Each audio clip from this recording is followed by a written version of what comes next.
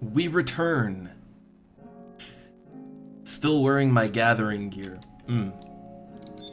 Which, most of the stuff that I gathered up, it's sold.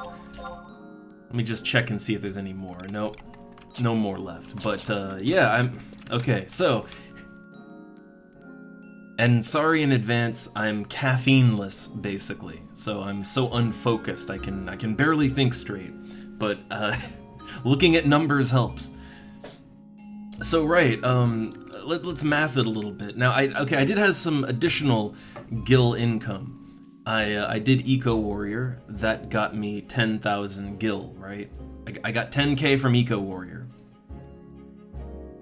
And I think I sold one, like, I sold some, yeah, like, one item that wasn't related to the gathering. So, let's say 20k, right? Let's say 20k is not, you know, wasn't from that, but... So here's the thing, when I bought my field gear here, right? And if you remember, that field gear set me back quite a bit, right? I think I was just under 2,200,000, right? And it set me down like it was over 40k. I know that much. It was over 40k. And then I had to buy the, you know, the not pickaxes, the hatchets, and that was 6.5k, which, yes, I overpaid. I could have paid like 1,000 less than that if I bought it from an NPC. But either way, it was quite an investment, right? Well, okay, like, let's say take 20k off of that because it's unrelated. So that'd still be like, you know, 2,230,000. So I made like 80k maybe, like 70 or 80k, right? In a fairly short amount of time. The elm logs, man. Yeah, I had a full stack of elm logs, and also I had like a half stack of just loose logs, right? That was a lot of money. Like, I mean a lot. And then, so, okay, the other stuff, right? The non-related stuff, the ash logs, willow logs, holly logs, like all the other stuff was damn near worthless, I want to say. Like, it was basically worthless, right? Everything that wasn't an elm log was basically trash. However, not completely. So if you refine it, you can make some money off of that. The refined logs, they went for all of them, about 2,000 gil a stack. And I think you can HQ those too. I think, anyway. So yeah, I want to say if you're a woodworker and you have some skill in it, you can probably also turn a profit on even the shitty logs too. I got my woodworking up to level 8. And I put some logs just in my storage to deal with later. Yeah, see, I don't have all my wind clusters anymore. Where'd all my wind clusters go? Yeah, I've only got 5 loose crystals and 1 cluster. Because I refined all the wood I got. Got some holly lumber I want to save up for a stack. And then, yeah, I got all these willow logs. I need to level up a little more, and then I can work these willow logs. But yeah, no, the harvesting was incredibly profitable, you know?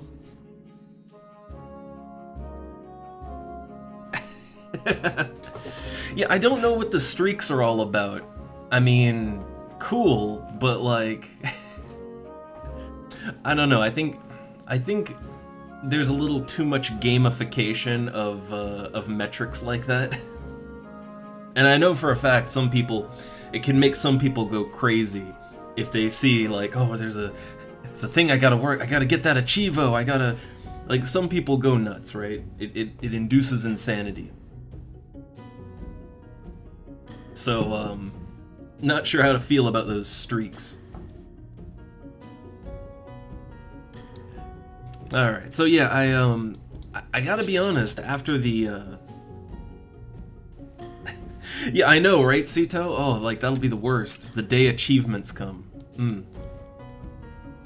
But yeah, it's okay. So the thing is my excursion into the field, doing some lumberjacking, it has taught me that gathering is very, very profitable. Like, for the time invested, I mean, I wasn't out there long, right? Like, I don't think I was lumberjacking for over an hour, right? It was not an hour. So to make that much gil, like, no, that is significantly more than I could make fishing. So yeah, the gathering, man. So now I have a bit of a thing, which is, well, I wanted to level up bone crafting, right? Like my bone working. I wanted to level that up. But if I'm gonna do more gathering in the future, which I think I might, I should probably level up woodworking and smithing so that I can craft my own hatchets and picks. And so that I can, so I can actually refine some of the materials that I find, right? Like, the good materials, they're probably gonna be worth plenty money on their own, but the shitty materials, you probably gotta refine them to get anything out of it. So yeah, I might want to level up smithing and woodworking now. It wasn't really my plan, but I think I might have to now. But I'm not gonna just jump into gathering immediately, alright? Not gonna just immediately hop right on in there. I'd like to, since I did Eco Warrior for Black Mage, I'd like to just get my level, I'd like to do that. So switch out the support job to Beastmaster, and let's get out in the field. I will put my party flag up if I could. Yeah, if I could get into a group, that'd be great. But look, you gotta work that wood if you want to make money. All right, this is just how it is. Welcome to the real world. That's the business, kid. But yeah, I think I'm gonna level up that woodworking now, and smithing. And it was advised that I check out Palborough Mines to do some mining there. So I might try that later on. But yeah, for right now, I just wanted to get my level. So melee set on. Gotta glam up real quick. Yeah, today it is actually, it's Nikolaus. Oh. We had the big chocolate in the advent calendar. It was, yeah, chocolate Nicholas.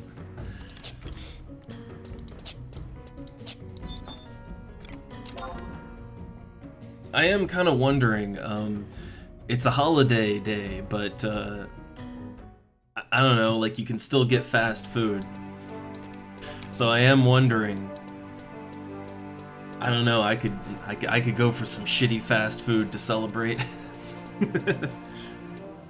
Look, this is just how I celebrate any occasion, right? Like, give me a pizza or a burger and fries, that's just how I celebrate. I'm an American, alright?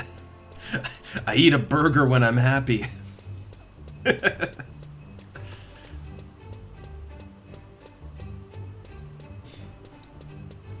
Alright, let me just check the auction house, as usual, before heading out. Do I have anything still up for sale? Yeah, my maple lumber. That still has not sold yet.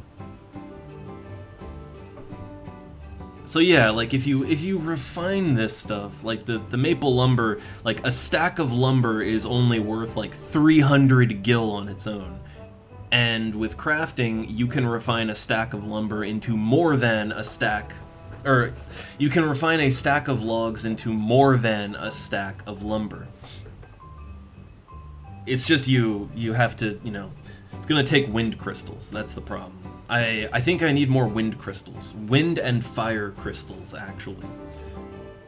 That's gonna cost some money. Or I'm gonna have to do some proper farming. And I'm wondering, I don't know, I might want to pull that lumber out, and I might want to use it. Cause yeah, I could use that maple lumber to craft hatchets, pickaxes, whatever, right? Like that's what you use to craft that. So I might want to hold on to it, but if it sells, that'd be cool too. Can always make more. Alright, so before I head out into the field, what do I want to load up with? Well, I kind of need more, I need more mage food, honestly. Let me just check here.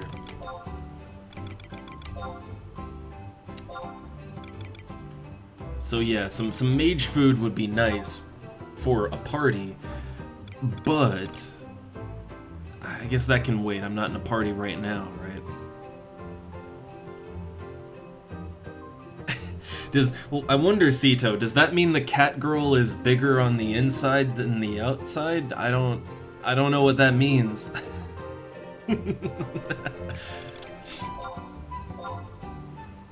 Is that an innuendo? I'm not sure. Ooh, look, apple pie +1 is actually a little cheaper than normal right now. That's neat. But I don't know. When I go out to fight things on my own, I generally like to use some melee food, right? Only thing is the good melee food costs way too much. Rice dumplings are they're a pretty good one. 7K right now. That's not horrible. But I guess the question is, do I need it? And is that gonna cause me to do more damage than my pet? And as a consequence, rip aggro off my pet and create problems. I feel like it's gonna create more problems than it's gonna solve, so I'm gonna go foodless so that I don't generate too much aggro. That's the thing. I could pop a meat myth kebab and just slam out the damage with my scythe, right? But then the pet wouldn't be able to keep up. I would be tanking, and that means I'd have to use a lot more MP, right, to stay alive and keep control of the situation. And that would just slow everything down. It would just slow it all down. Alright, but I'm very close to leveling now. Yeah, look, I'm only like 1,000, less than 1,400 from leveling.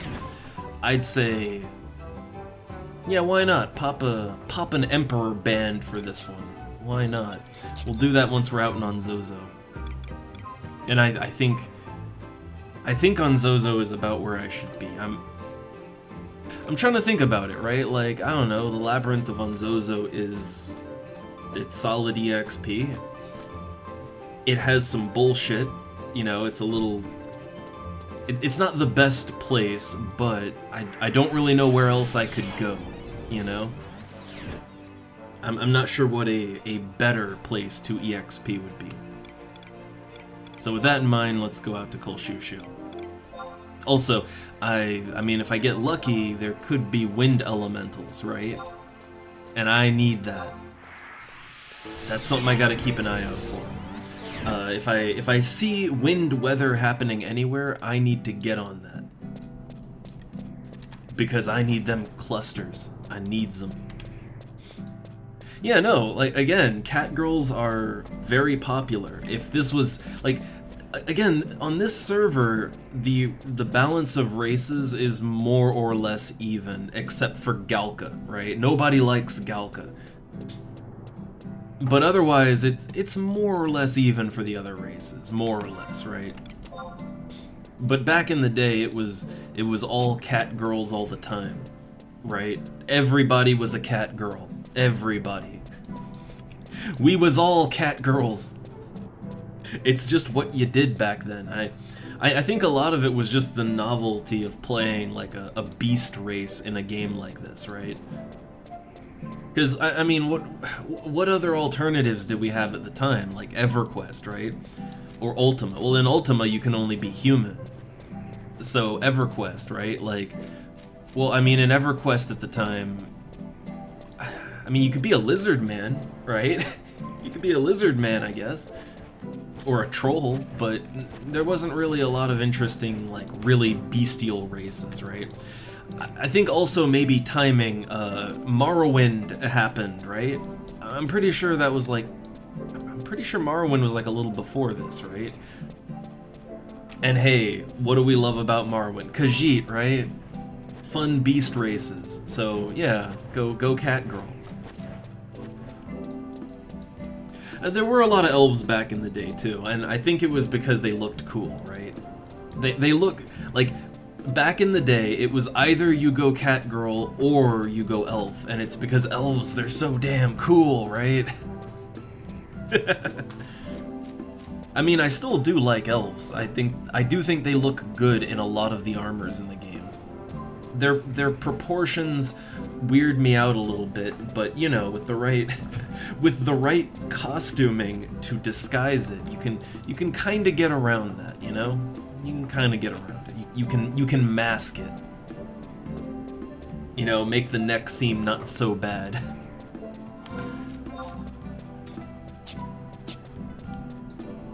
And also, hey Q. Oh man, I've only had a black tea in me. I'm not caffeinated enough for this. I'm not sleep deprived, I'm not drunk, I'm just, yeah, I have not had enough caffeine to keep me focused properly, and that's all we had.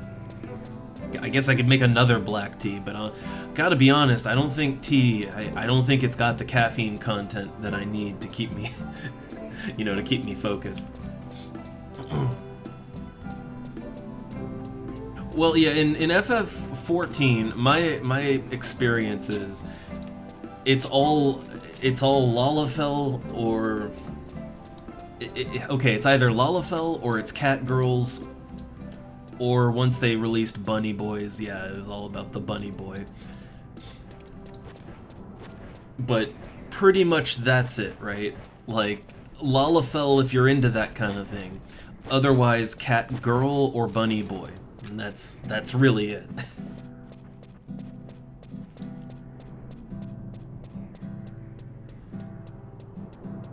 Like, not many people playing just a standard human. Like, and the funny thing is for a lot of people, they look at it like, I gotta be special, I gotta stand out, right? But the thing is that considering, like, no one plays a human, right? If you go human, technically, by virtue of being a minority, you know, like, amongst the player base, you kind of do stand out, right? Even if you don't have all the weird anime accessories going on.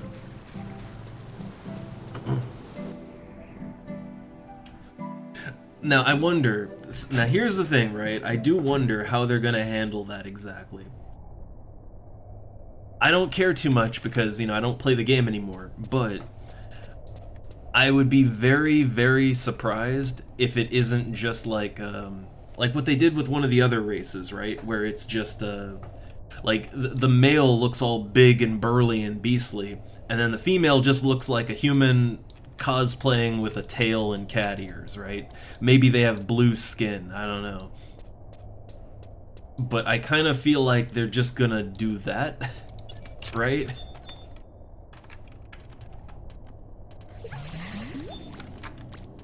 Oh. I kind of wondered, it's like he didn't attack me. I guess he somehow just did not see me until now.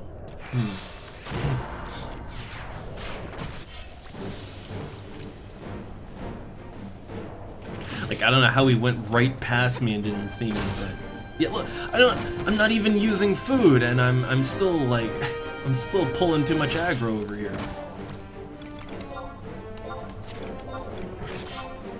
Okay, to make the EXP go a little smoother, I'm gonna...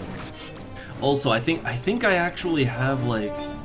I think these are the charges from last week, even. So I gotta use them, right?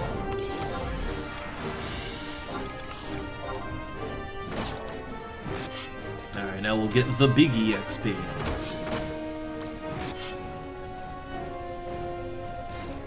Yeah, I'd love that if they made the female of the cat people, like the proper cat people, if they made them even bigger and bulkier, right? Like, that'd be great. But the thing is, right, I know how Square Enix is. We can see their track record with the other races, right? So I'm kind of leaning towards they're just gonna make it basically look like the other races. So, you know, female human cosplaying as a cat. That's the vibe I think we're gonna get.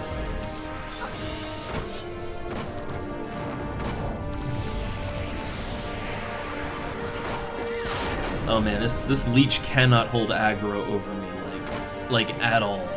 Not at all.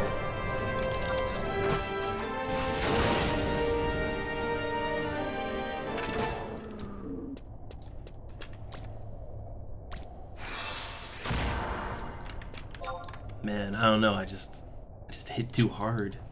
Too strong. Well, the leech is probably a little on the low level side, I'd imagine.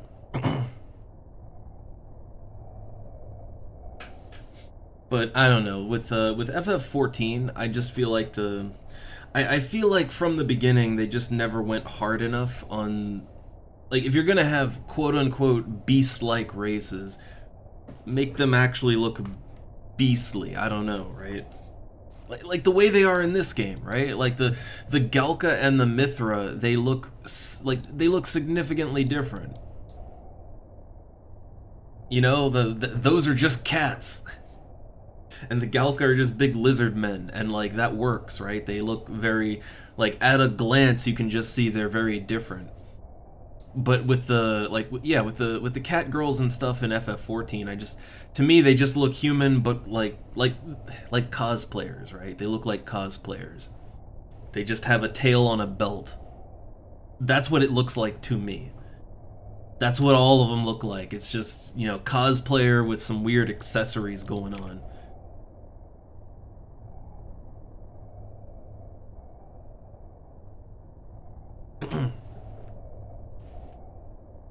And I don't know, I just think, like, I don't know, there's a way to do beast races right, and you kind of have to commit to making them look beastly, like non-human, right? And if you're not gonna do that, if you're just gonna make it human with accessories, I don't really see the point. That said, I love elves and stuff, right? But like, I don't think elves have ever been considered as a beast race, right? Like in most fiction, stuff like elves and dwarves and gnomes and all that, they are in some way supposed to be related to human. So it's like, I'm okay with that being just human with pointy ears, right? That's fine. But if you're saying you're making some kind of cat hybrid, like, well, it should lean into the cat part. Right.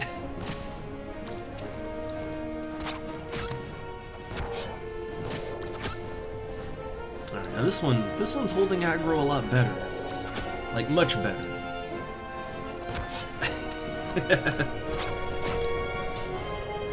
I mean, I always thought, like, a gnome, in a lot of games, that a gnome is basically you know, a hybrid human race.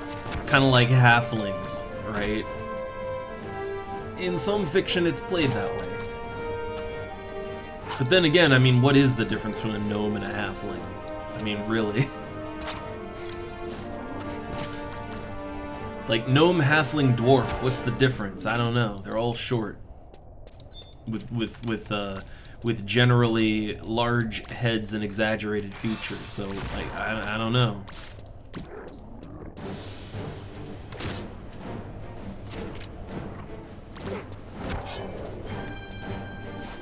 Well, Q, I do know they have the whole, like, at a certain point there's like a reveal of, like, in the other timeline, in the other world, like, oh, the dwarves, right? They just have, like, classic Final Fantasy dwarves, but then they take their helmet off, which also their big beards are also part of the helmet. They take it off and it's just a Lalafell underneath, and it's like, well, that's kind of disappointing. That's a little disappointing.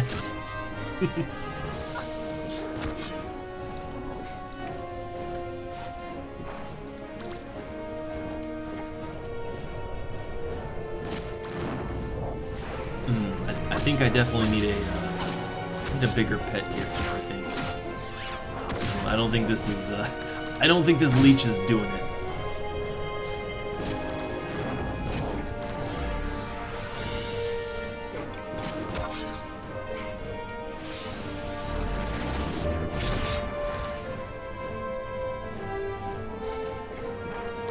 feel like it's gonna try a bomb toss or something.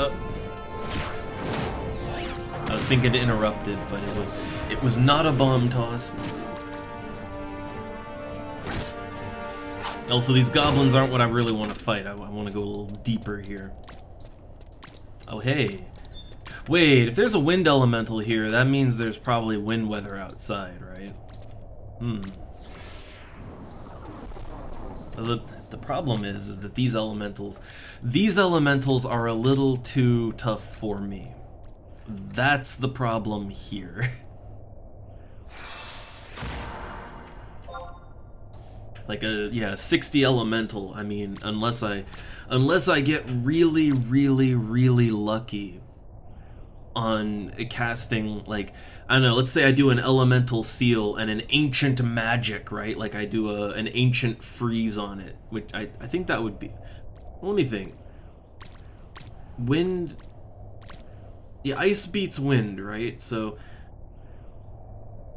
like I would just sort of have to hope that an ancient magic freeze would just kill it, right? But I don't think it would. I don't think that would do nearly enough to kill a level 60 elemental.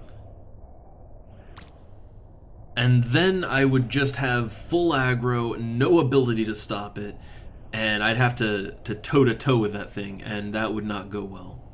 Like, elementals will end you. They will ruin your day. So I'm tempted, but I know better.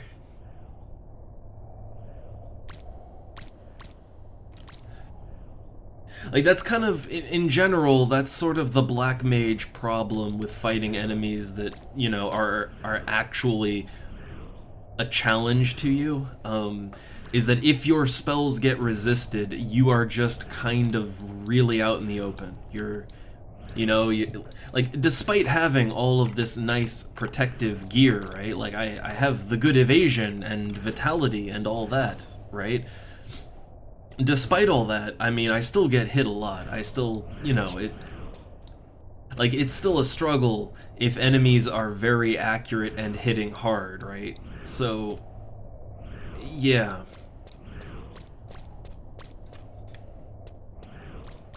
Then again, I don't know, like, we are right here at the exit to the dungeon, right? Like, this is the dungeon exit, so, like, I don't know, I guess I could do it, right? I could try. Do I have any food? I got some int food here. I mean, look, yeah, we're right here, so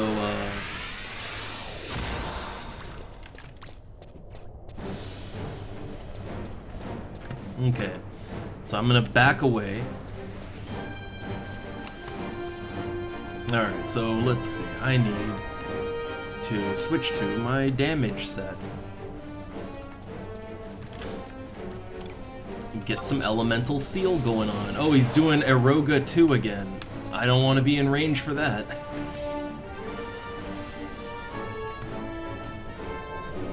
Okay, freeze. So alright, I'm casting up, I'm whipping up a big ancient magic freeze here. And let's see how that goes for me. Alright. I guess be ready with the. Yeah, look at that. That barely scratched it. Barely did anything to it.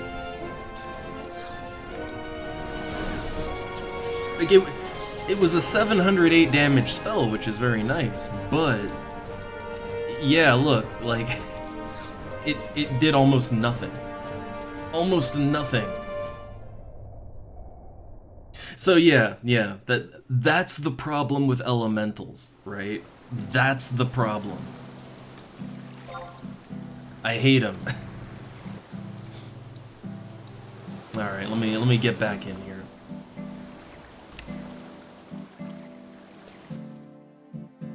But yeah, it's like I have 4 levels over it, right? I'm level 64, it was level 60. So I mean, I should be at quite an advantage, right? Yeah, despite that.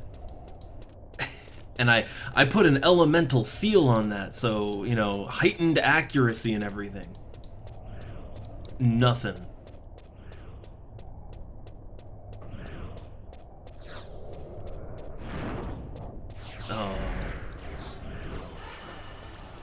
getting attacked by a goblin, and I can't safely cast spells in. Oh man, I can't cast spells in here.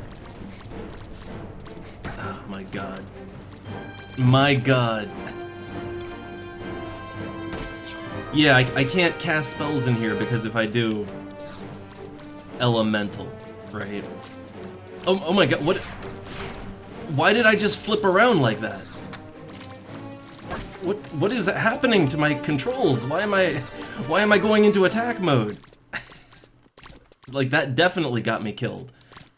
But well,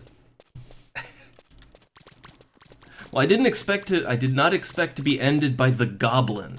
I'll say that. I didn't think the goblin would kill me. I thought it would be I thought it would definitely be the elemental. So yeah, I'm gonna log in dead here, right? I'm gonna yeah. I kind of figured. I kind of figured.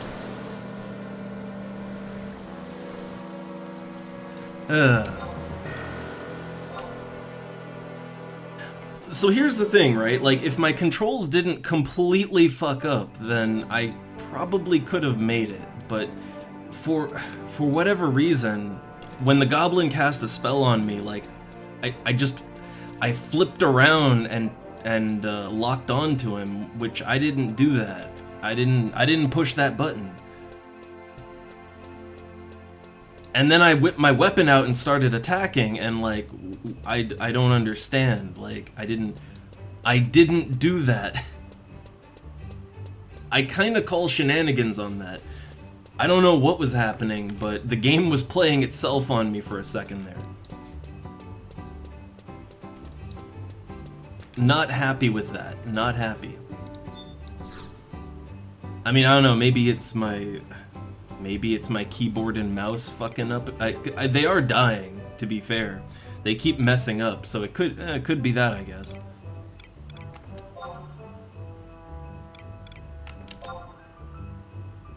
Which, I do have a new one on the way.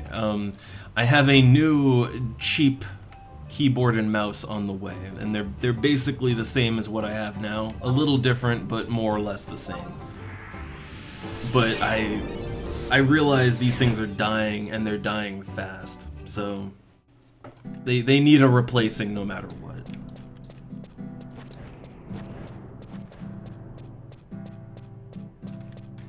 Well, yeah, now so that just lost me about 2,400 EXP, right? So now I'm deeper in the hole. I was so close to 65, and now I got a long way to go.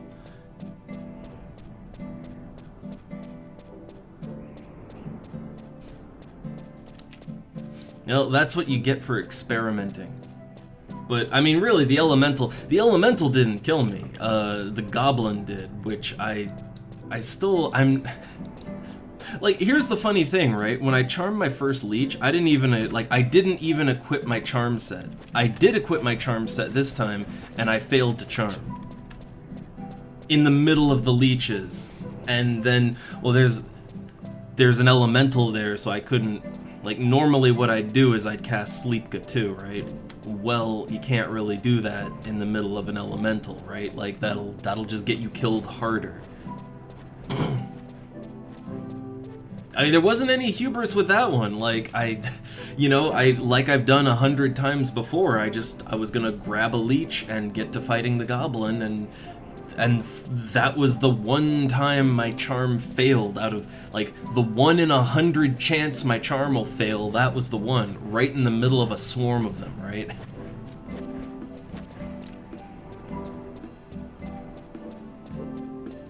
I mean, I'm not sure that, like, I guess if I'd rested up, I would have had a little more HP, but I shouldn't have needed it for that.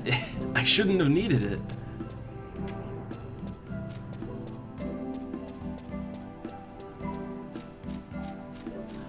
But mainly, I still want, like, what the hell was happening there? Like, I don't know why my character just flipped around the moment the goblin cast a spell on me. I flipped around and whipped my scythe out like I was gonna fight it, and it's like, I literally didn't have my hand on my keyboard, so I don't know what was going on there. Like, that was just strange.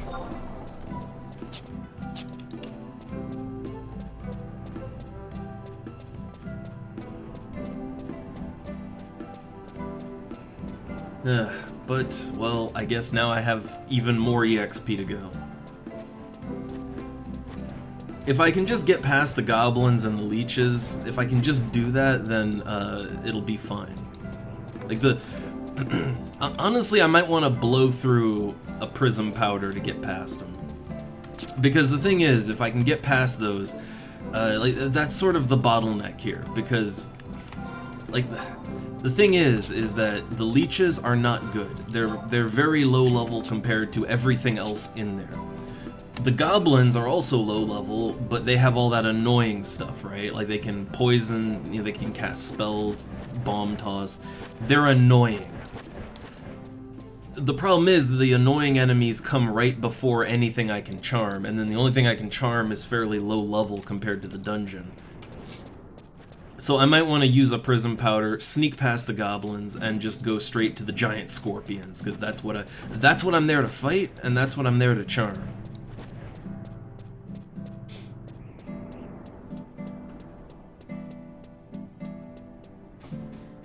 But yeah, that was an upsetting start to things, just because there were so many things that didn't make sense there. One, how the hell did my charm even fail? Like, I'm charming as a 75 Beastmaster, so gear or no gear, like, that, it shouldn't even, like, that monster's will should be dominated no matter what.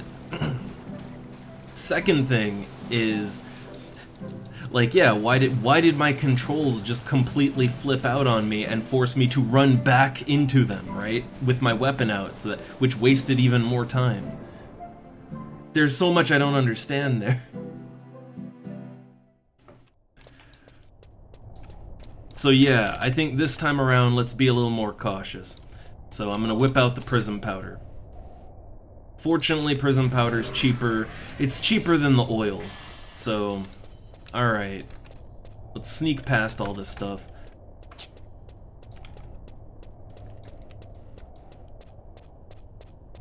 So, sneaking past it, going straight to the things I want to fight.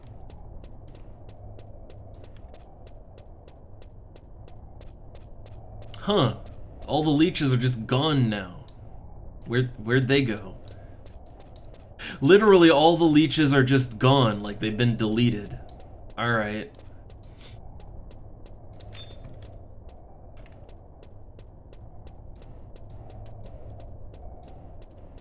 Okay, so this is what I want right here.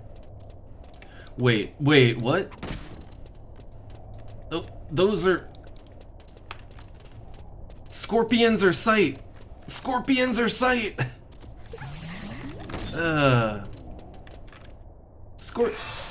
Scorpions detect by sight, not sound. What is this?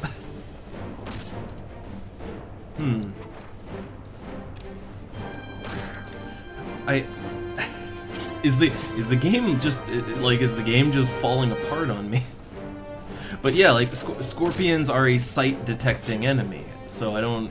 Going behind it, invisible, it should, like, shouldn't have caused any problems. Unless these are different. Are these scorpions special? Maybe, I don't know. I just know I've snuck past scorpions, like, in the crawler's nest before, and yeah, they're sight-based.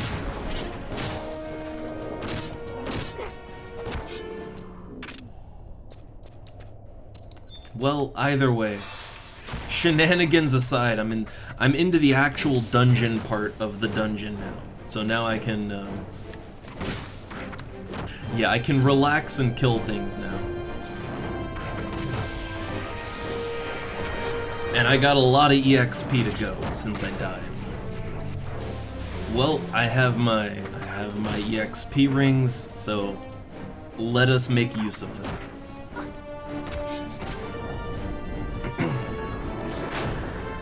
I do feel like maybe I should... Like, okay, if I'm not gonna eat food to boost my damage, because I don't want to pull aggro, maybe I should eat food that's more defense-based, right? Like something that boosts my evasion, vitality, that kind of thing. Actually, wait, doesn't these sweet... Yeah, the sweet rice cakes, right? They boost evasion by 5 points. And yeah, evasion, vitality... I mean, I use them for the int and mind, but like... Yeah, that's more evasion. And hey there, Zeta. I just had shenanigans. I, like, died in the first 5 minutes of the stream, but... Shenanigans! Either way, I'm gonna try to fight it out and get my level. I want to get 65, alright? Like, funny enough, it wasn't even the elemental that killed me.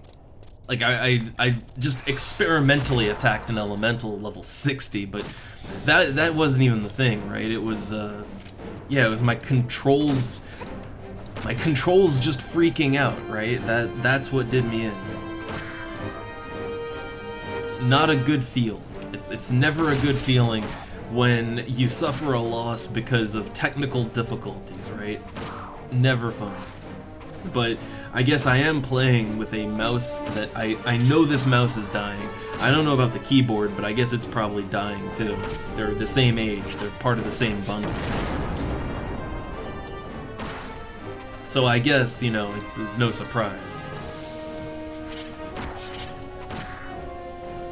But it was a strange thing where I was, like, I had a good running start, right? And I was running away from the things, but then Goblin casts spell on me, and my character just whips their weapon out and locks onto it and starts running backwards into the, like, swarm of leeches that were aggroing me, and... like, I didn't do that, right? Like, I don't understand. I don't even comprehend what happened. Or how.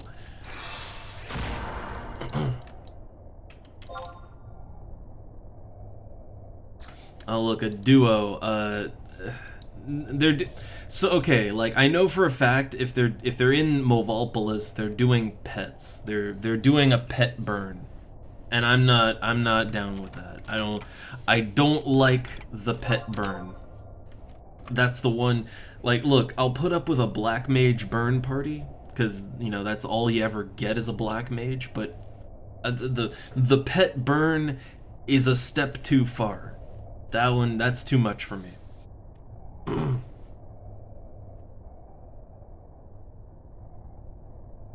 But yeah, like, the only thing I can imagine is just somehow, like, yeah, my keyboard and mouse are, like literally they just lose control every now and then, right? Like my mouse, sometimes it'll just mess up when, like, I can't move it or anything, right? It'll just jitter around like this when I try to move it. And the keyboard, it also has some irregularities, right?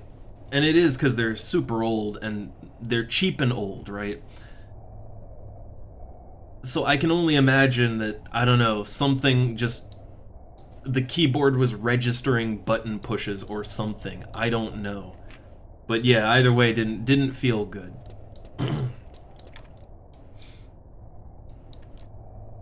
But I do have a new keyboard and mouse on the way.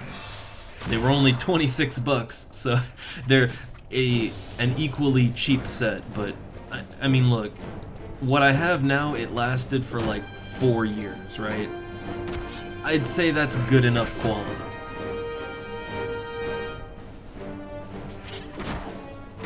Like 26 bucks every 4 years, I can live with that.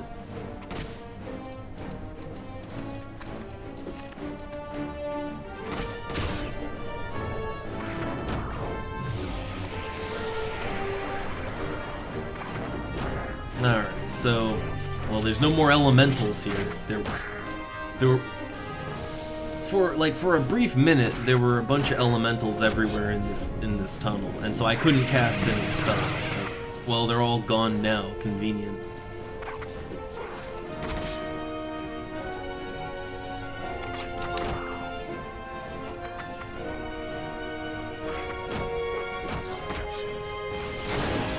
Man, I just want to get back to fishing, or hell, I was enjoying the lumberjacking. I'd do it again.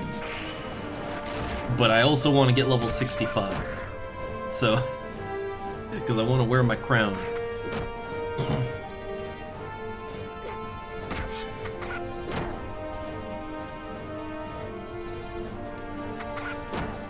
But I am finding that this is kind of my least favorite part of Final Fantasy XI, if I'm being honest, right? Like, I love the economic stuff, I love the fishing, crafting, gathering, like, I'm finding I like all of it, actually, right? But the combat, I don't know, like, the combat can be fun, it really can be, but I honestly, I want to say that while it's fun, it is the weakest part of the game compared to all the other fun stuff, right? Like, or not just fun stuff, but just the interesting stuff, right? Like the economics of the game are fascinating, how it all just hooks together, right? Like, crafting and gathering is a whole interdependent system, and I really like it. Fishing is a whole game on its own. Like, I don't know, that stuff, I like it more, actually.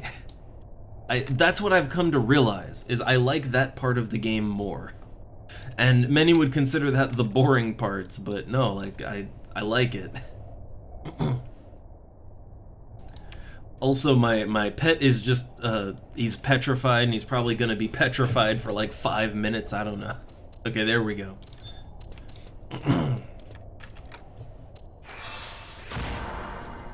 I think I'm off to a bad start today. I think that's what it is. I'm off to a very bad start. I mean, it's because I haven't had any, like, no coffee, no strong caffeine. That black tea ain't doing it for me. I'm unfocused, inattentive, and a little irritated, and that's not great. But yeah, there's literally no other caffeine to be had, so here we are. But it is interesting the difference it makes, right?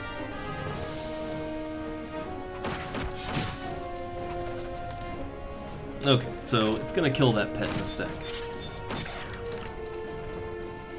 Let me grab this one.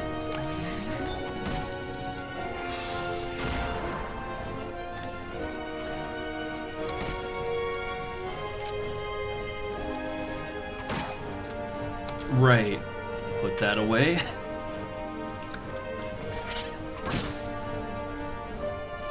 I've barely hit this thing, and my pet cannot hold aggro. He's just missing over and over and over again. Yeah, look, so the thing is, right, if he does like that big one-shotting tail attack, that would just kill me right here. So I don't want to get aggro.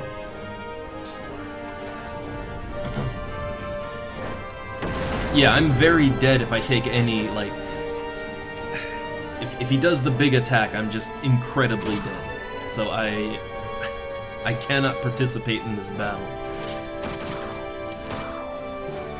Not beyond maybe, like... Okay, maybe I can get way back here and throw out a drain. Maybe I can do that.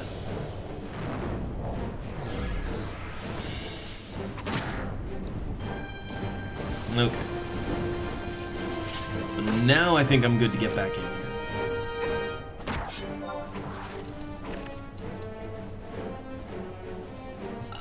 I could, but the thing is resting actually does generate aggro. Like, there's a couple things in this game that generate aggro that you might not think. Like, if you just backing away from an enemy can cause it to attack you. Like, so enemies don't like it when you move away from them. That makes them angry. That it makes them think you're running, so that means, oh, it's my time, right? They don't like it when you rest, because again, it makes them think, oh, it's time to attack. Oh, hey there! We got Vikings! Oh, great. Perfect timing. Perfect timing. Alright, so let me...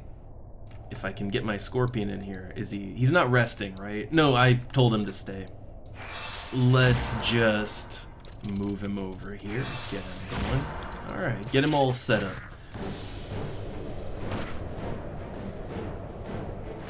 Okay, my health is back in a good place again. And I mean, hey look, I do enjoy an FF11 every now and then. I'm not doing too great this you know, today. I don't want to say this morning because it's not morning here anymore. But you know, I had a nice death to start things off, but I'm trying to get into a flow here. I just want level 65, and I don't want to join a pet burn party or duo or whatever people are doing. I don't want to do that. So here we are. But hey everyone, you've come into a bit of an off day.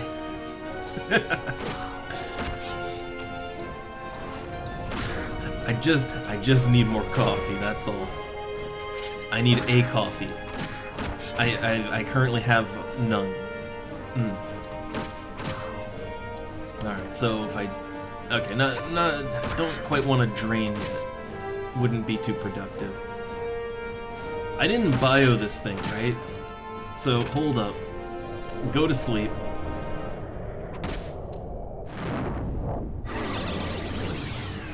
Okay, he's asleep. Right, I didn't throw any damage over time, so I'm free to put my charm set on and grab another pet. Anything. Preferably that decent challenge. That'll hold aggro nice and good. There we go. Alright, and then back to the melee set. Okay.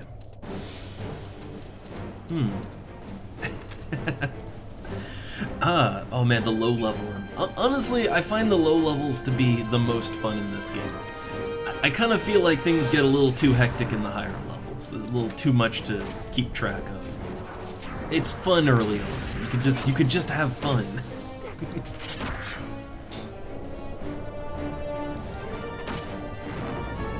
Alright, yeah. I put him to sleep, right? I cast Sleep 2 on him, so yeah, not shaking that aggro. And now I'm just now I'm just kind of stuck in place.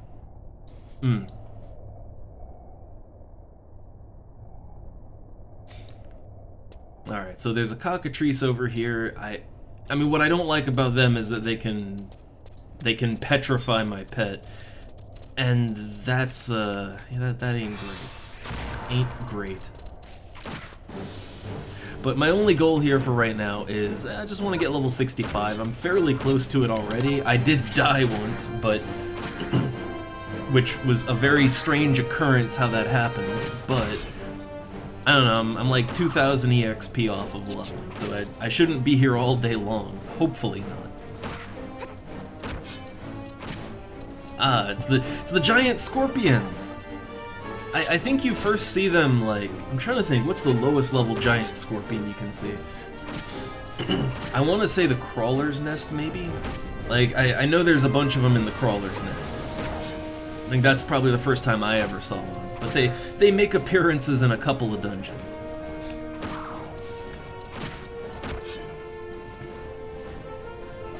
Alright, let's see. I'll go with Vorpal Scythe on this one. Just let it get a little lower health. Here we go! End it! Okay. And I'm just a black mage that doesn't cast any spells. It's... I don't know, I like and enjoy that because I took Beastmaster to 75, I can just be a Beastmaster no matter what class I'm playing. I kinda like that. I mean, I don't know, let's get some spells out. Some bio, some blind, some things to help out.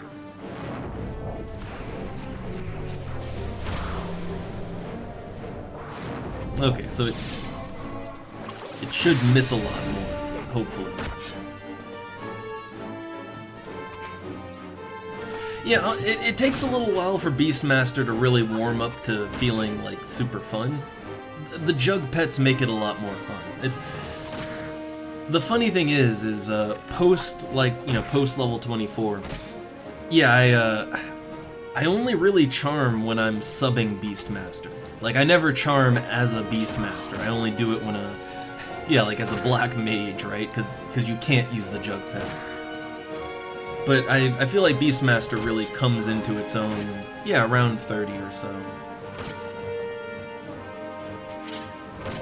I like the class a lot, but it's just, it's not a very party-friendly class. I mean, there's a lot of really fun classes in the game that they're fun, it's just they're not really super desirable for a group, you know? So that's why I kind of gone back and leveling up Black Mage and White Mage. I'm kind of leveling them both up simultaneously.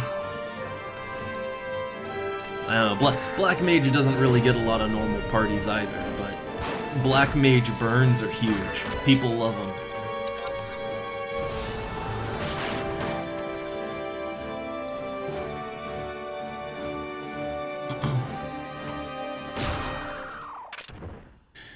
Yeah, it's, like, when you can only charm, well, you know the problems with charming, and, like, I run into that problem here, right? Like, sometimes, well, that's how I died, actually. Like, I died because it was, like, the 1 in 100 chance that my charm could fail, and, I tried to charm a leech, and then every leech in the room aggroed me, and down I went. And that's just something you have to put up with when you rely on charming, you know? Like, as a Beastmaster before level 24, that's your life. But the Jug Pets make it, no, that makes it so much smoother. Wish I could use them as a Black Mage, but, well, I guess as a Black Mage, you know, I have, if there's no elemental standing right next to me, then I have tools like Sleepka to, you know, to help me out when things get hectic. Unfortunately, yeah, it's there was an elemental in here when I died.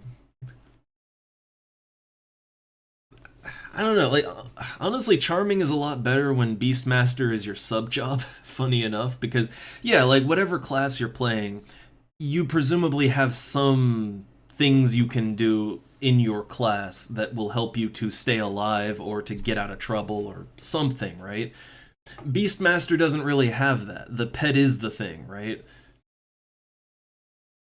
So yeah, it's funny enough, I find charming works better when you're not a Beastmaster main. And yeah, I know the problem though, and it happens to me still, where, like, I absolutely need a charm to go off without a hitch, and that's when charm will fail. Like, charm succeeds 9 out of 10 times, that 9 is, or that 1, right, that 1 out of 10, that happens exactly at the worst moment. Every time. But outside of that, I mean, look, if you're playing any other class than Beastmaster, if you want smooth soloing, yeah, Beastmaster is kind of really the only way to go on that. I mean, it's not that nothing else works, because it does. Like, as a red mage, or as a black mage meleeing, red mage is a really good sub-job. It makes that better. And it, like, you could kill, like, I could solo these things as a black mage, red mage, buff myself up and all that, and it would work out pretty well. But it's just, it's not nearly as sustainable as this is, right? Like, you'll have to rest all the time, and it'll go slow. You can't really beat having a pet to help you out, right? You can't really beat that.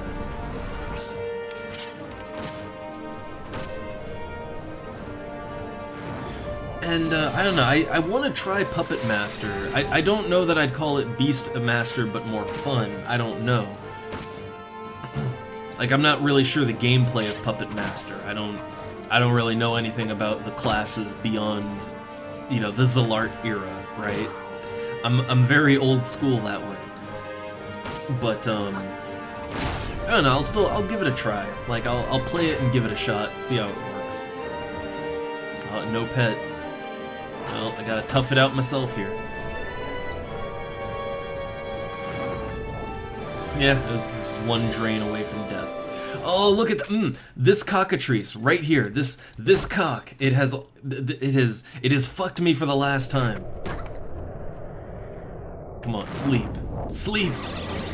All right. Yeah, so okay, that enemy in particular, it has just ambushed me out of nowhere several times in here, right? Like several times it's just out of nowhere popped out and killed me. Like usually when I'm in the middle of a fight with something else, yeah, that's when it comes out. So okay, I'm not messing around with it this time. Also, for some reason you can't charm cockatrices for whatever reason. They're a beast type enemy, but you can't charm them. And I do not know why.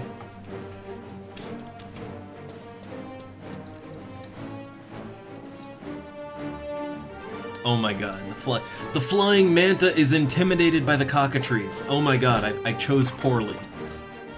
I chose poorly. I thought the flying manta would be a good, you know. Oh look at that. Oh ho, I see. Yeah. Scorpion ready to jump me. I'm trying to think where is it gonna be safe to fight at. I don't know that there is a safe here, but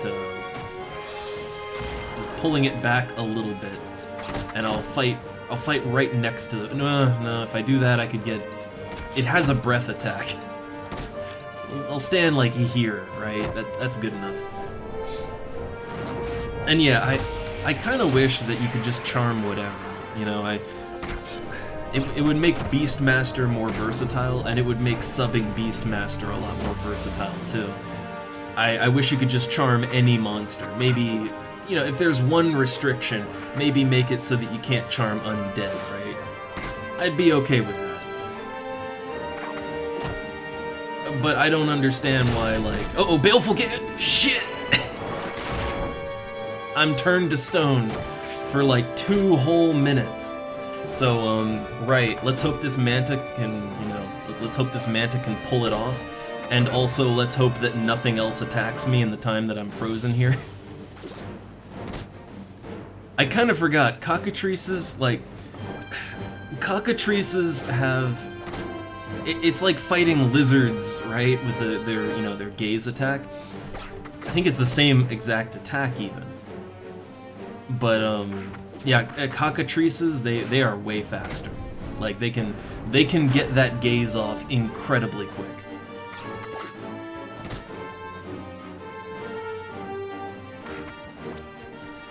So yeah, I'm hoping that Scorpion doesn't come too close. I got like 50 seconds left on my petrification. It's also, I didn't expect it to shoot off its baleful gaze on me, like, immediately, right? Like, I caught aggro for maybe 2 seconds, and in those 2 seconds, it gazed me. I wasn't expecting it that quickly. Okay, it's down, but now I think I'll be okay, but I got 20 seconds still. That, yeah, I don't like fighting cockatrices, I really don't. I don't like them. Unfortunately, you kind of just have to fight a few of them here. There's no getting around it. Alright, come on, unstone me. There we go.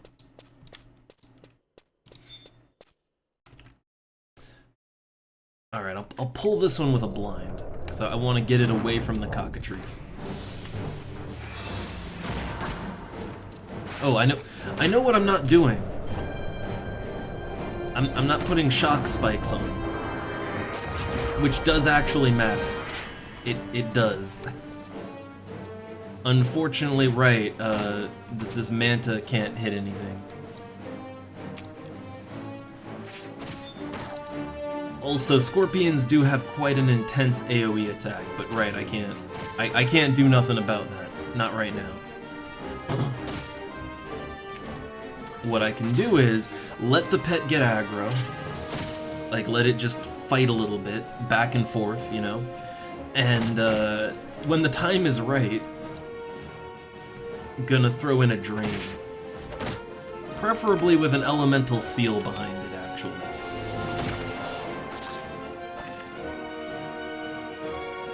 What level's this thing? It's level 57. This is actually a fairly high-level scorpion. Like, it's actually a decent challenge. Okay, there's the nice AoE. One of them, anyway. So, right, I gotta think about next pet. I need something that can actually hold aggro against this, right? So it's gotta be, it needs to be something kind of on its level. That 55 scorpion is about. Now, here's the thing, right? Okay. I gotta think about this one kind of hard, because, yeah, if I...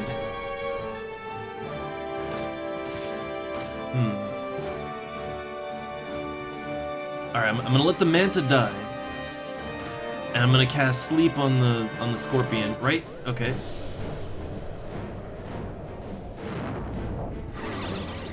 Alright. Now, let's see if I can just yoink that Scorpion without issue. Alright. Like, if Charm failed, I probably would have pulled 2 Scorpions down on me, right? Wouldn't have been great.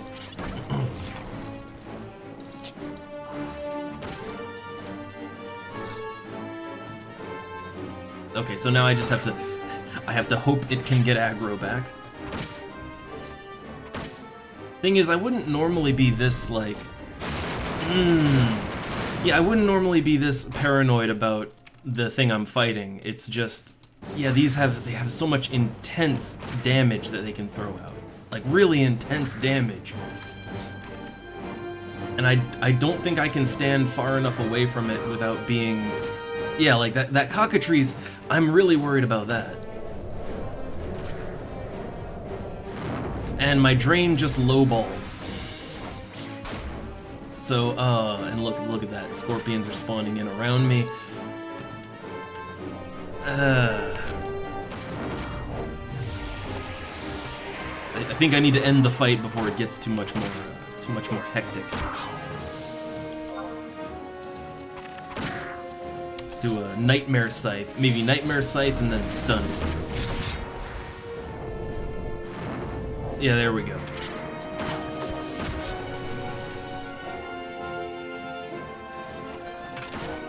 Okay, now the only thing I gotta worry about is where I'm standing right now is where that one cockatrice respawns all the time. So, if that pops in, then I got problems. But I think I'm okay for right now. God damn. It got a little hectic there.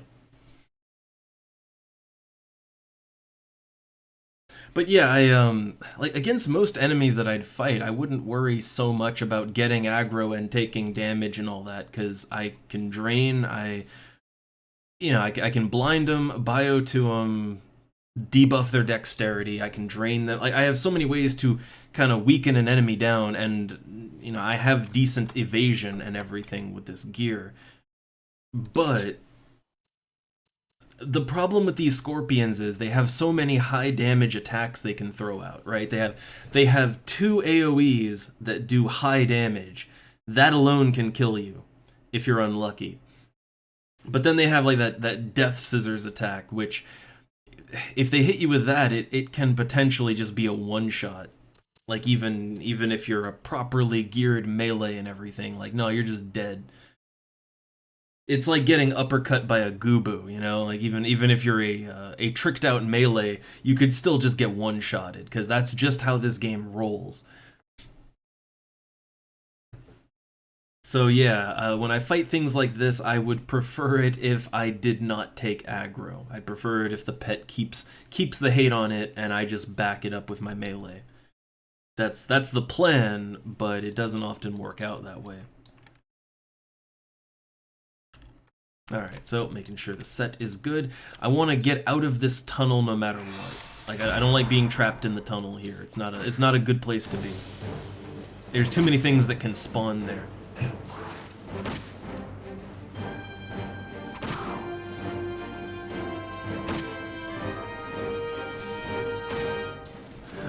Aw, Sito.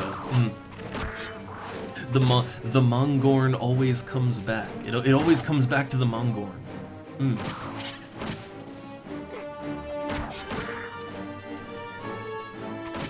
But yeah, so the thing is, these enemies are really probably not the best thing to fight. However, they're numerous, there's no competition, no one else is fighting them. So yeah, like, I have free range over the place for what that's worth. And I mean, for my level, the EXP is good, as long as, you know, you don't die, right? Yeah, as long as you don't die and, you know, everything will be fine.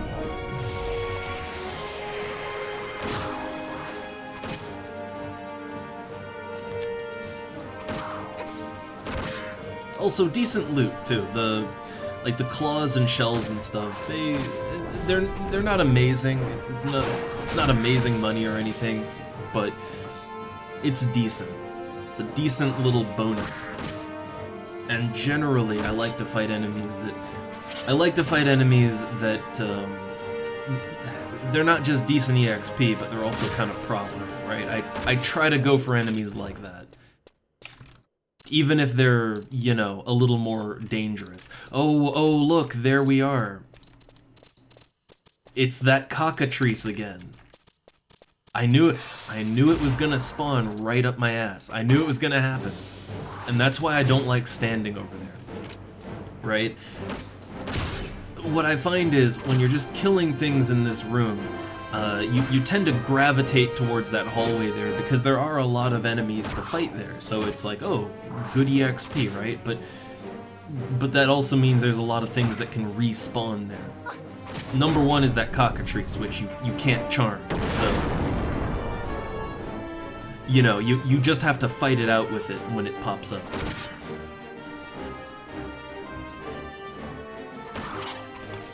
Okay, I'm gonna refrain from doing any weapon skills. Weapon skills that would deal good damage, and that'll just draw too much attention. But I could throw out a Nightmare Scythe. That wouldn't. I don't think that would be too bad. Oh, look at that! Look, oh, he got the numbing breath off. Yeah, I was hoping I could interrupt it, but I was a little too slow. Which, look, anybody that's ever tried to interrupt an enemy's ability in this game with stun, right? Try to stun it or whatever. It's a lot harder than you might think. It is a lot harder than you might think to stun an enemy. Like, in a way that interrupts its next attack, right? Oh no, it's the elemental. I know all about elementals. No thanks. I think he's stuck down there. He may be stuck. Okay, he's coming out. Alright, so I don't want to attack that, but I want to go for, I need to get another scorpion that has a decent level to it. Seems like the best level is 53. Doesn't seem like I can really go any higher than that right now.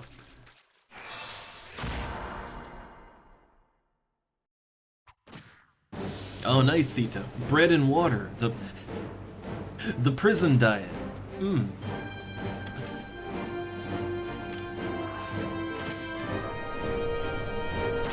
I feel like someone has a fancy word for, like, bread and water. Like, you call it something nice and fancy, and people find it more palatable.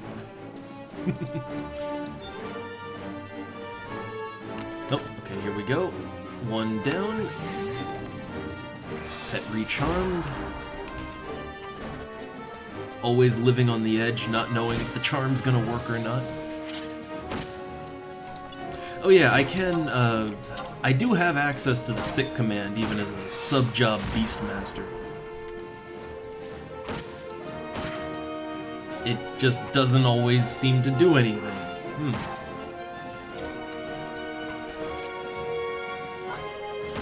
Cool, cool.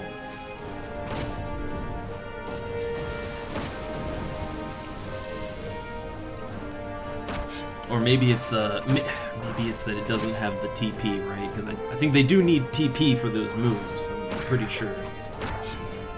Yeah, look. Okay, see, now it's firing off Earth Pounder. So I think it's just that they have to actually have the TP in order to execute the move. So if you tell it to do something without TP, then it just stands there until it gets enough. I mean, that makes sense.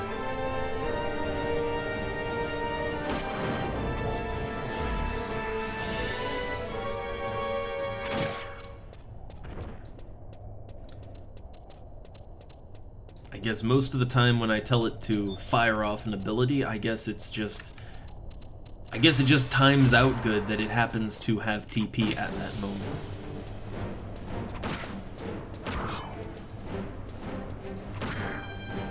Also, I don't know why it's a bit of a force of habit where I always try to get around behind the enemy, but that, like, unless you're a thief, that doesn't really do anything, you know? Like, there's not really any point to that if you're not a thief. There's no flanking bonus.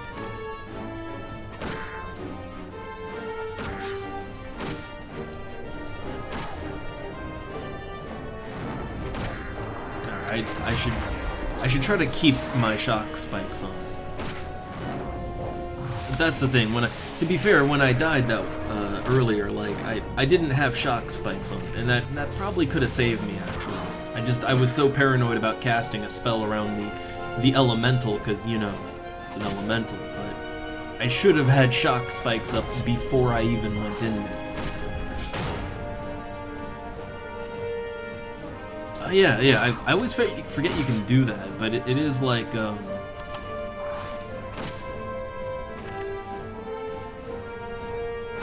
I think that shows it in the chat too, but like it's like pet TP or pet TTP. It's something like that. Yeah, there you go. 2,625. Get in there. Oh, that's just a buff. That doesn't even do anything. I mean, it increases its attack, but it doesn't really do anything. Also, I'm getting so many Onzozo keys, I can't do anything with that. But yeah, maybe let's move into the next room. I don't think the cockatrice are a problem over here. Yeah. There's no non-charmables over here, I don't think. There's sea monks and giant scorpions. And those are both A-OK, just fine.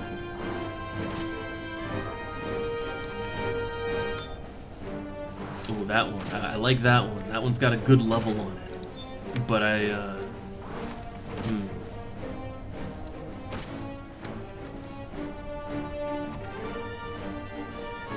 Like, I'm gonna have to go around some things to get to it, but I kind of want it.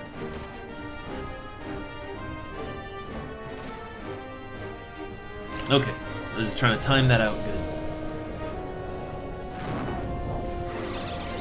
Okay, give me that high level manta. Just sneaking around the room. All right, grab it. Grab it. There we go. Yeah, see, I think charming from this room is probably a better idea. Less things that can go wrong.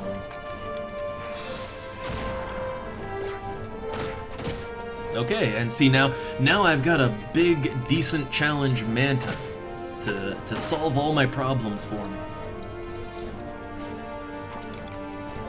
Like, I should be able to actually attack and not draw aggro now. Which I'm finding that is my biggest problem. Is that I've put so much into my melee mage build that I actually do decent damage. To the point where, yeah, I pull aggro off of my /Beastmaster pets way too easily. I can't, like, it's really hard to not pull aggro off them. it's I guess doing the doing good damage melee is, it's nice if you want to kill things quicker. I mean, I do, but, and it's nice if I have to solo without a pet, right? Like if I go black mage, red mage, or black mage slash thief, which I actually kind of like.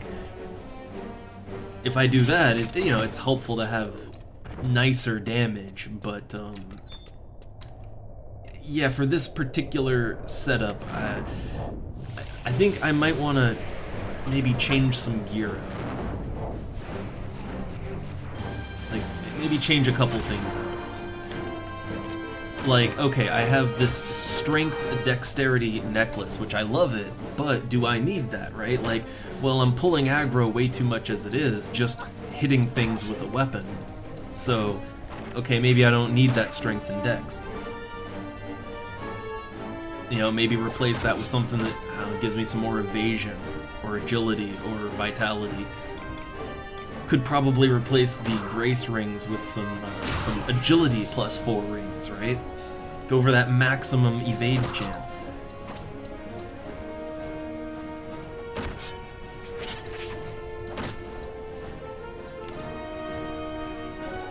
Like, I'm not sure exactly what I want to change. I just know that as it is, I hit hard enough that I pull aggro off of even decent challenge pets.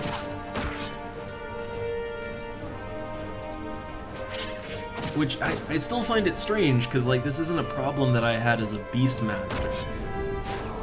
I mean, even with charmed pets, right? Like, I think it's just that as a Beastmaster, I just didn't do much damage. I guess when I was leveling up Beastmaster, though, I didn't really have very good gear. You know, I was kind of bare minimum scraping by the whole time, all the way to 75. That's just how I lived. So that's probably why I never pulled aggro off a pet before. Probably. Like, with this, I mean, yeah, like, I invested in a +1 ivory sickle. I was like 150, no, it was like 180k. And then the Emperor's hairpin, and, like, I have so much nice gear, right? So yeah, now I'm actually pulling aggro. When I leveled Beastmaster to 75, I was wearing like level 17 lizard armor all the way to like 60, right? Till I got my artifact stuff. And the Beastmaster artifact gear doesn't even do anything for your offense. It's like very defensive gear. So yeah, I guess I was never at risk of pulling aggro like that.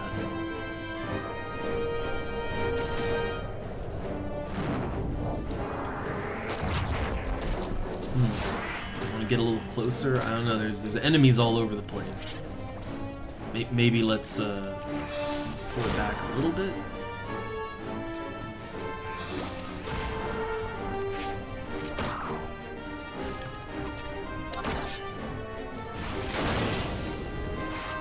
Oh, that didn't feel good.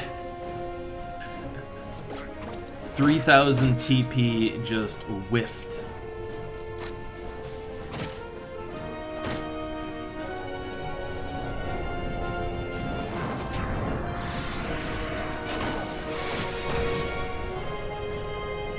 Also, it's really quiet in here. Like, oh man. Thing is, I'm a little like, today I'm a little low energy because we just don't have any more coffee that I can, no more coffee I can drink, so I'm off to a bad start today. But having some back and forth, that keeps me animated. Because otherwise it's just I'm mashing scorpions over here. And still being a little upset that I had that weird, I don't know, whatever happened with my controls death earlier, right? That's just stewing on it.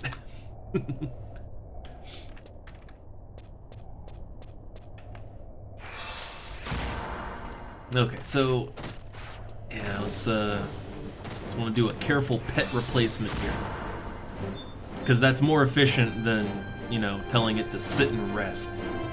Which, I never knew you could tell pets to sit down and rest, right? I never knew that was an option.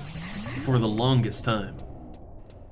But knowing that, it does actually make even the charming, like even doing the charming, it makes it a lot more viable. Like if you can, you know, if you don't have to make it fight to the death, but you can take a moment and just tell it to sit down and rest up, right? Like that, it makes it a little better, but it's slow. So even though you can do it, it's like, it's kind of better to just tell the pet to fight to the death, and then charm a new one, like, you know, in the moment. Kind of works out better. Oh, Sito.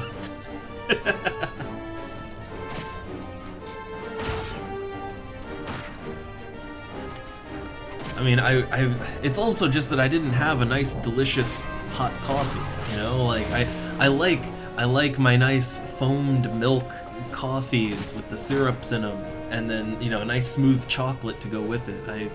It makes the morning really kick off, right? And also it's the good drugs too. But it's a whole experience, and I didn't have it today. That upsets me.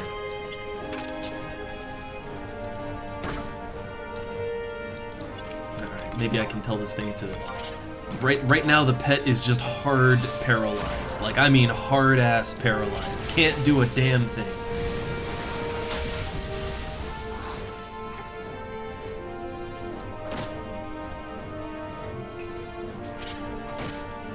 Alright, it's still not doing good, but this works.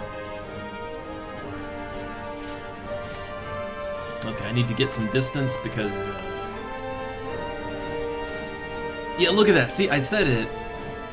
Getting out of combat range, it makes enemies angry. They don't like that. So, retreating to a safe distance... yeah, look, see, I'm literally not even doing anything except standing further away, right? That is literally all I'm doing.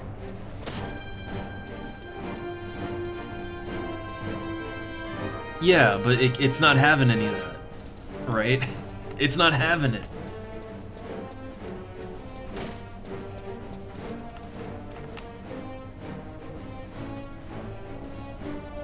I mean, the problem really is that the pet got paralyzed hard, right? Like, that pet is hard paralyzed, so whenever, yeah, like, it should be fighting, it should be doing things and helping, it's just not.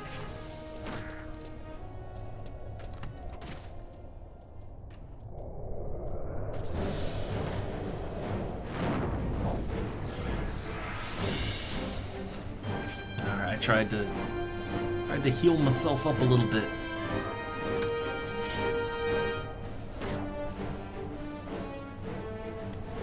Oh, this is a good scorpion. I really should have just captured it, right? I should have charmed it, but didn't realize it was such a high-end scorpion. Okay, let's see if I can stun and sleep it. I don't think I poisoned it, right? I don't think I did that.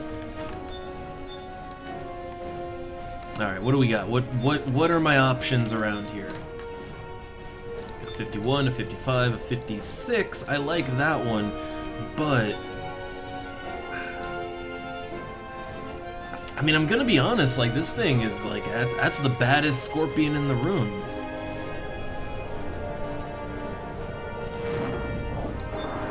But let's try, right? Let's try and.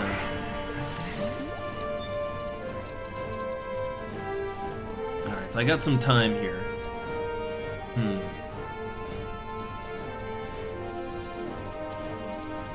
Oh, it's coming! It's coming!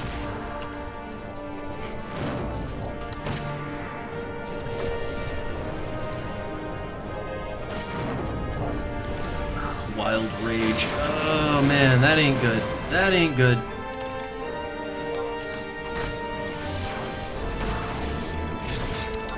Honestly, it might be a good idea to warp out. This is not going great.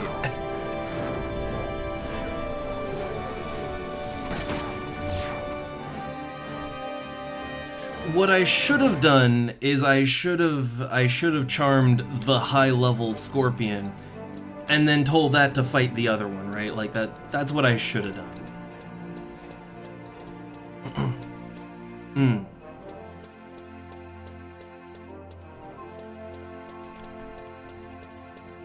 And I didn't, like, yeah, I've managed my coffee stores badly. I have, all I have is black tea. A 7-Eleven coffee. Well, none of those here in Germany, but, like, I would literally have to walk out, like, I have to walk to the nearest supermarket. But I'm good for now. I'm just really, really unfocused, but I'm good for now. All right, so let's see. How much EXP have I made? Hey, I'm back. I'm higher than when I started today, so I've at least made the EXP I lost from dying. I've made that back. That's a positive. That's a positive. I don't know, if I keep at it a little longer, I can get 65. It's just, managing pets is a problem, right? Like, when you got a charm, managing pets it's an issue.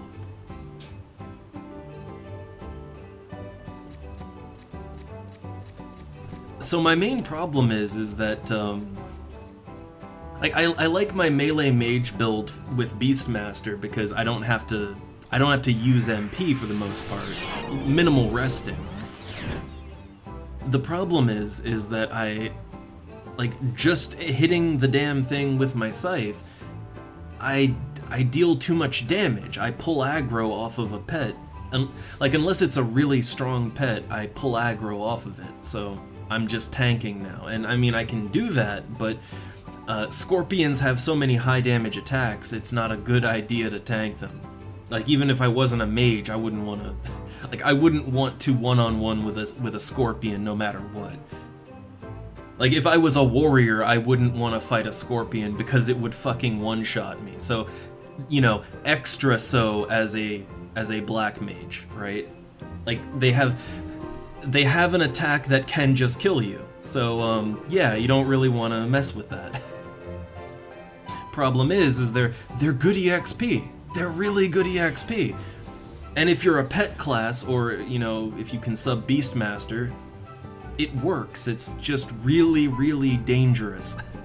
It's just incredibly dangerous. But here's the thing, right? There's no competition. I've been down there several times, and there's almost never anyone else there doing what I'm doing. Like, I generally have the whole place to myself. Because, yeah, nobody wants to fight scorpions, right? It's like tonberries. Nobody, you can go off into the jungle and farm tonberries to your heart's content, because nobody wants to fight tonberries, because they can just kill you. But, you know, sometimes you gotta do the dangerous thing if you know, if you wanna make that progress in peace without having to fight other players for it. Yeah, you gotta do something a little unconventional sometimes. So, alright, back to Kolshusho. Let me get back in there.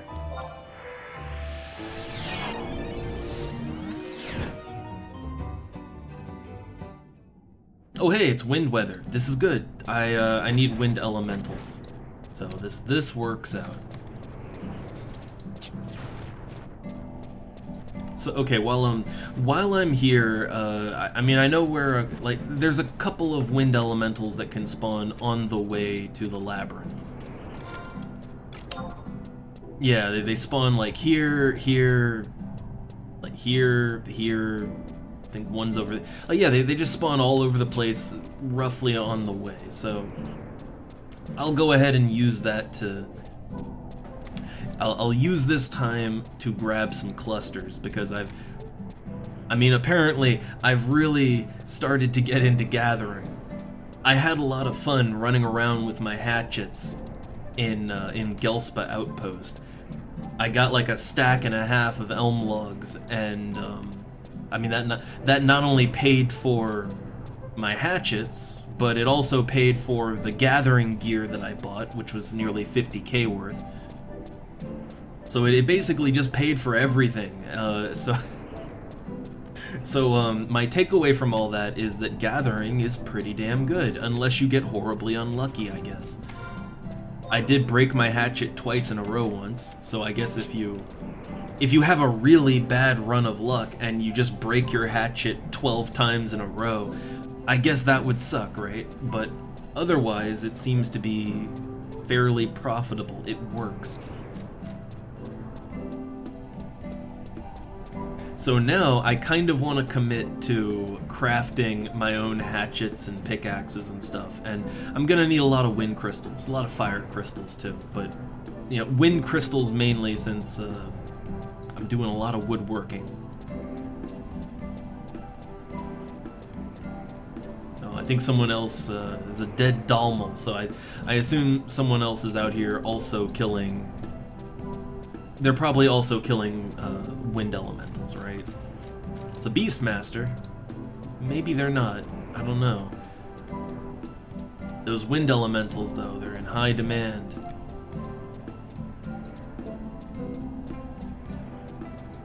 So I'm just swooping around, taking a look, seeing if I see any elementals on the way here.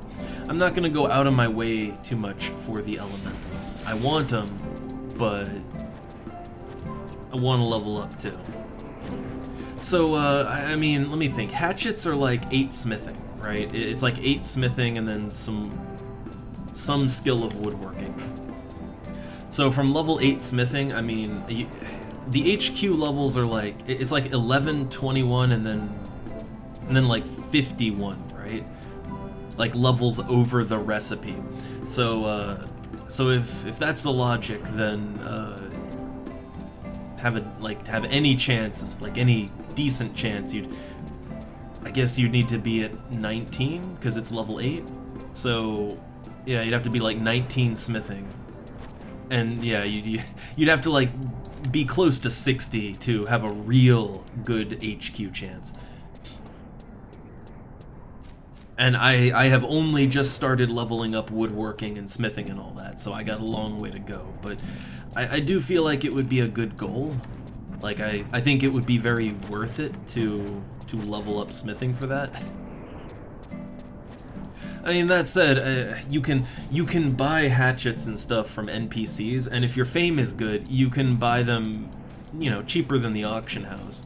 It's still gonna cost, like, at least 5K, but, you know. Oh, hey, look. Well, I guess I don't have to go back to the labyrinth now. Sure.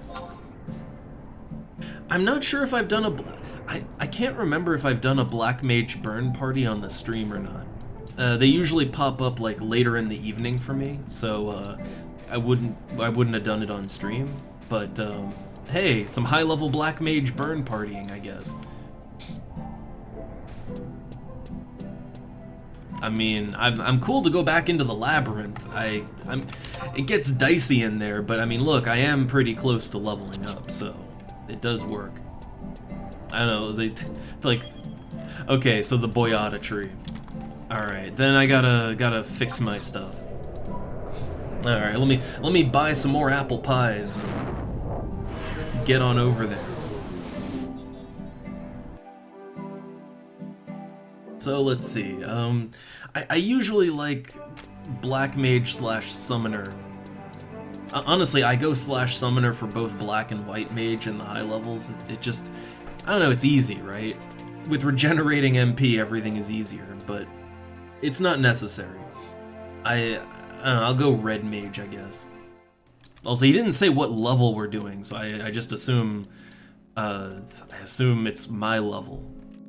I assume. Alright, so change jobs out. Gonna go with / Red Mage. And that's just so that I can easily sneak on in there and, you know, it's just easier, right? It's easier. Okay, let's see, I think this is the set I use for partying. Yeah. Okay. Yeah, my party set. And just get the look locked down. There we go. So I'm not constantly shifting as I change staffs.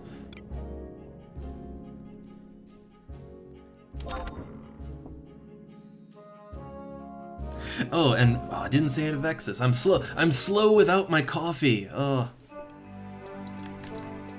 I'm so slow without my caffeines, my drugs. But alright, yeah, yeah, I don't know that I've done a Black Mage burn on stream before. Like, not a high level one anyway. I mean, they're not that different from the low level ones, but well, good time. Let's do it. Alright, so I want to make sure I'm not gonna refresh my signet because I don't really intend on being there for more than 5 hours. Like, I don't have that much time. So yeah, I'm gonna buy some apple pie and then just get right in there. Okay, so let's see. Sweets. Try that again. I could go for apple pie +1. Apple pie +1 works. It's a good int right there, but I don't know. I mean, how much are individuals? How much are single pies? 1,300. The thing is like, it does last an hour, and it's 9K, right? I mean, I can afford that. Like, I can afford it. I can totally do that. So sure, why not? Let's big league it. Apple pie +1 gives 1 more int than a normal apple pie, and I guess it does increase your MP regenerated while healing too. So that's nice. That's nice. All right, is there anything else I need? I could get some, like I could make some pineapple juice, but I don't know. It's usually not necessary in a Black Mage burn. They're such chill parties normally that it's kind of just anything goes, so my apple pie +1 should be good enough. Alright. To Litalore. Oh no, there's not enough love to go around for everyone. Oh, I need coffee to feel that emotion. Okay, the goblins...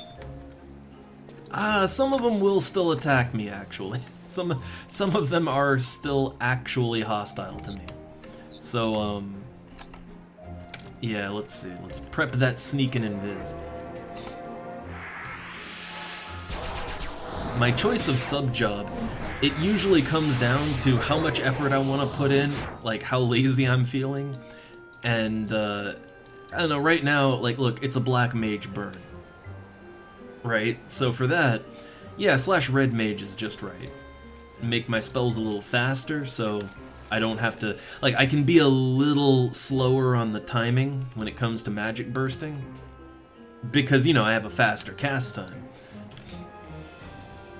I can sneak and invis, so I don't have to waste items, you know, don't gotta waste money in order to get to the party. Like, oh, that's great. That works.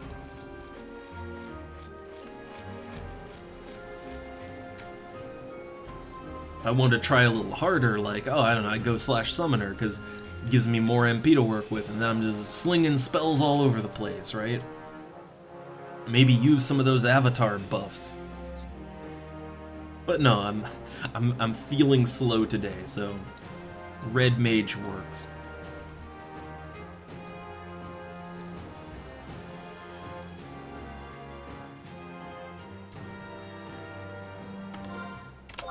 Alright, so let's see, just go southeast some more, and we'll be there. I've been to the Boyata tree many a time as a Beastmaster. Like, as a 75 Beastmaster, I just... Yeah, like, if I'm gonna try to solo some merit points or farm some money, I just go there, right? It's good for both. But I haven't been there as a... I'm trying to think, have I been there? I've been there once as a Black Mage, in a party that was way too out of their league. Like, I remember, I joined a Black Mage burn party once in the Boyata tree at, like, level 50... I was probably level 54, like 10 levels lower. and they wanted to fight the level, they're over 75, they're over level 75, and it's like, that's a little too much. That's, that is a little much for a 54 party. Like, that's, you're fighting enemies that are over, like, they're more than 20 levels higher. Like, that's not good. That doesn't work. Like, not for that kind of party, anyway.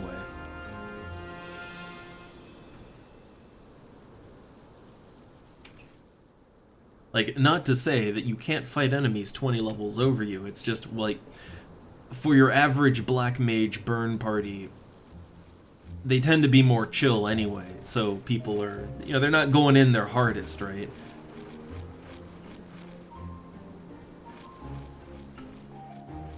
I was kind of worried they'd aggro me, but I don't know, I might be out of their range.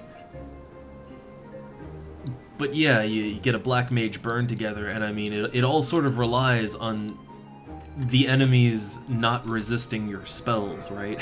Like, that's kind of what it... You need the enemies to not resist, or you need the summoners to not miss their attacks.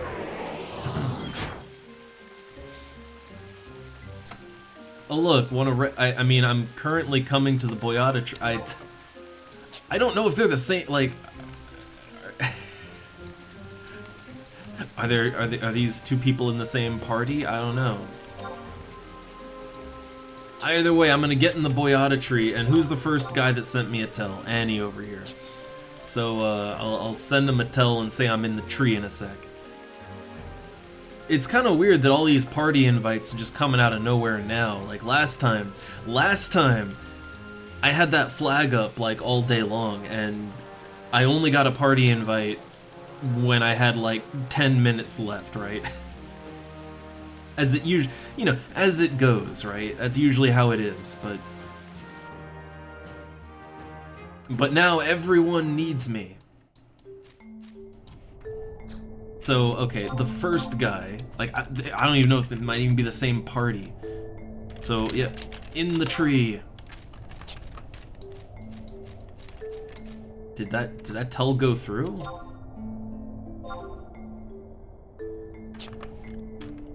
Like, hold up, did that go through? Oh, I just slash Annie. That doesn't do anything. You gotta slash tell.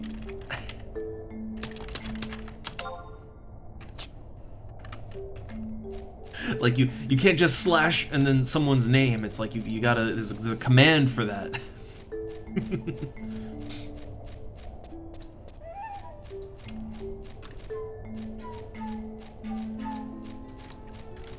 I feel like my brain just kind of skipped a beat there.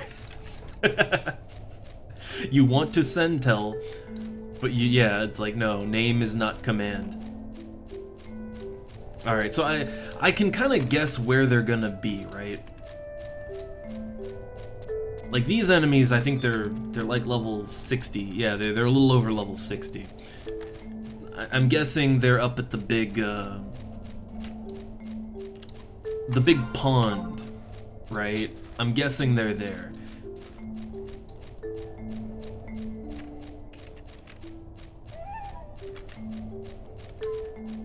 Alright, so I'm fairly familiar with the Boyata tree. I've been down here a lot. I've done my time in here. Again, it's a nice spot for just grinding out merits in peace as a level 75. Good money from them spiders, too. Real good money. That web. But yeah, the first part is completely safe. Only have to sneak and invis. Well, really sneak. Sneak is the main thing. I'm not sure if anything actually detects by invisible. I don't think so. But you know, just to be safe, it's a good idea, right? It's a good idea. Okay, yeah. So from here on out, I will want to sneak. Possibly invis, maybe invis. I don't think it's necessary, but to be safe, it's a good idea. It's always a good idea to be as safe as possible.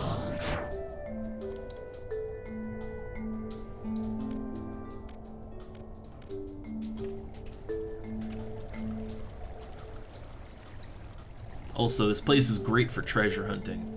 Like if you're a level 75 and you're just kind of killing, you know, if you're killing like spiders and funguar too, because dark crystals. You know, if you're just farming that stuff for merits and money, you'll get key drops just coincidentally. And the treasure chests that spawn in here, I mean, they're not that hard to get to. They're not dangerous to open. So like, yeah, you could just run around, pop some treasure chests while you're at it. And I think I've gotten like 20k, like just a flat 20,000 gil or more from a treasure chest in here before. So on top of the money you get from farming things, it's quite profitable actually. It's very profitable in here. Only problem is, you know, half the server has the same idea, right? So it's profitable, but you're gonna have a lot of competition most of the time. That's kind of, it's like, you know, it's like the reason why I was in the labyrinth of Onzozo fighting scorpions, right? Even though they can like one-shot you. Not many people want to do that, so hey, you got it all to yourself, right? And that's the thing. Things that are easy, everyone's gonna be doing it. And that means you have to fight everyone else to get anything done. But yeah, if it's super dangerous, people aren't gonna do it, and then you just got the whole map to yourself. So yeah, there's a treasure chest right there. Like tonberries. Tonberries are actually really, really good money. Their loot is fairly common to drop. They're not that hard to kill, honestly. But yeah, their loot is worth a lot. And it's super common drop. It's just, you know, you build up grudge, and then everyone's grudge will kill you eventually. They have throat stab, which can just drop you down to like 1 health. So, yeah, you know, they're annoying, right? They're super, super annoying. But if you can tough that out, like, oh no, it's totally worth it. Oh, here we go.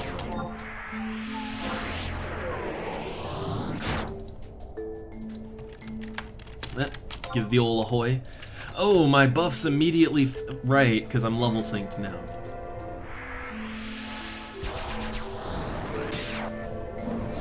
So I just applied sneak and invis for nothing. Alright, so let's see. This is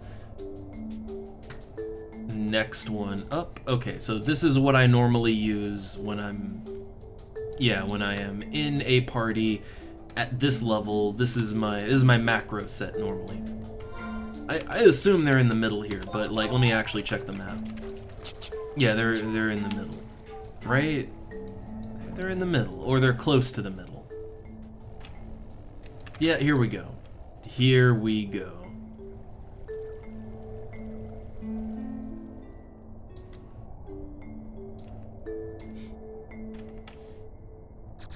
Alright. Uninvis and give the old wave. We have a snowman here. Just come in, just jump scare him.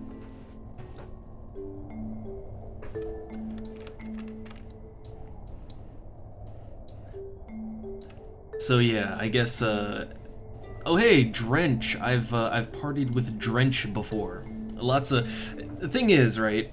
If you're a black mage, you're getting into black mage burns. You're gonna see a lot of the same people. Like a lot of the same.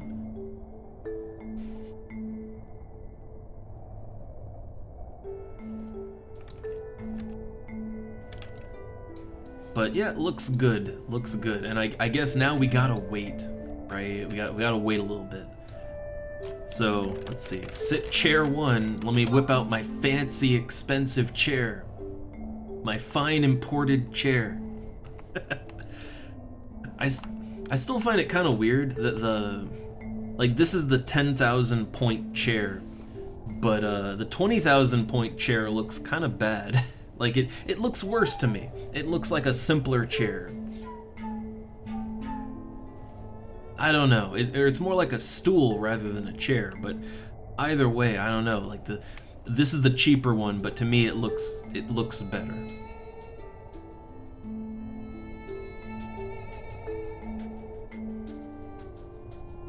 Also, I see people have their Frosty helmets on. I would assume this is like from the last year, maybe, right?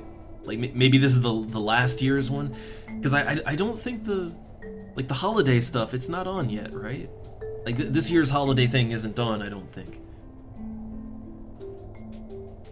Oh, the chairs. It's a conquest point thing. Like from the Sandorian conquest guy, yeah, this was like 10,000 conquest points. The other chair was 20,000 conquest points. I'm rank 10 Sandoria, so I figured it was high time to get a nice chair, right?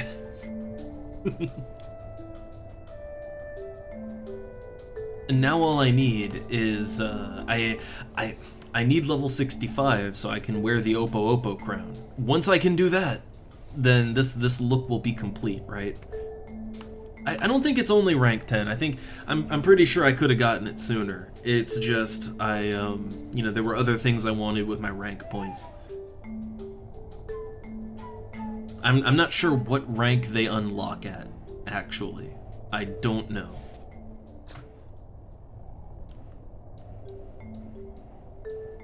Uh-oh. So we lost a summoner. Well, did I come here for nothing? So let's see, a 5th black mage and we do fusion. Oh, does someone have does someone here have slash summoner? See, now I would have gone slash summoner, right? Yeah, like, yeah, can do the, yeah, can do the old slash summoner.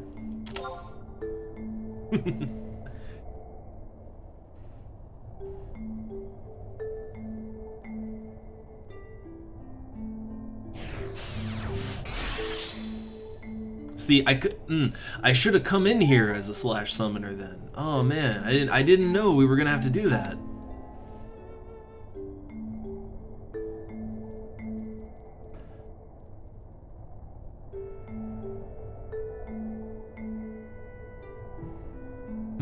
Not as great on these crabs. I don't know. I mean, I've fought the crabs in Bucidine, like in a black mage burn, and we've done the fire magic burst, and it worked out fine. So I assume it would work out fine here too.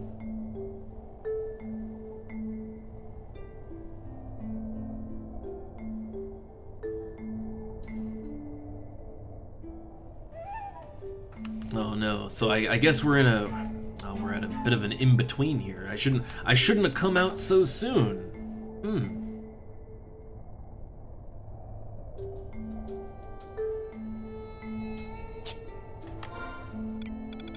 I mean, I am so close to leveling, right? So close.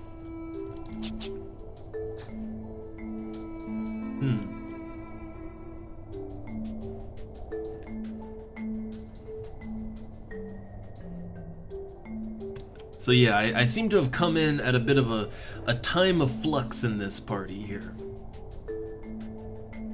Well, that's unfortunate. Then I guess we got a moment, right? We have a minute.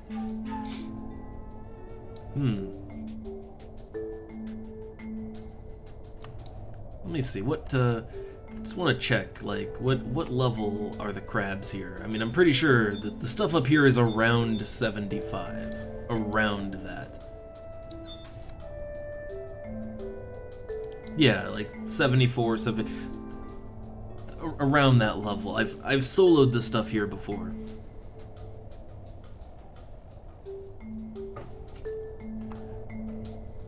And then, oh, these guys. Which they're also just around, yeah, 77. I think 77 is the highest they go. But, well, not just these, but any goobus in the tree. Any of them. They drop goobu cuttings. There's lower level goobus too. But, yeah, the cuttings, they sell like they sell even just to an NPC for over 2,000 gil. Like they're quite profitable to fight. It's just, you know, they're goobos, so they can uppercut you and just annihilate you, right? They can just destroy you in one hit. Which is why I wouldn't do it as anything other than a Beastmaster.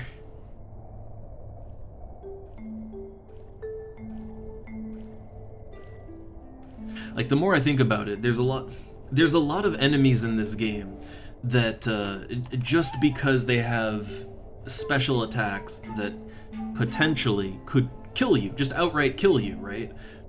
Like, no matter how big and badass you consider yourself to be, like, you could be a tricked out paladin and they will punch a hole straight through your chest, you know? Like, they're enemies that, you know, they're meant to be fought in a party, right? With a white mage pumping you full of heal juice constantly. So, yeah, for a lot of enemies, I just wouldn't even... Like, I wouldn't even attempt to fight them unless I had a pet of some kind that could take the damage for me. Oh, there's a 60 summoner seeking. I mean, we're level synced at 62. I don't know if that's... Is that too low? I don't know.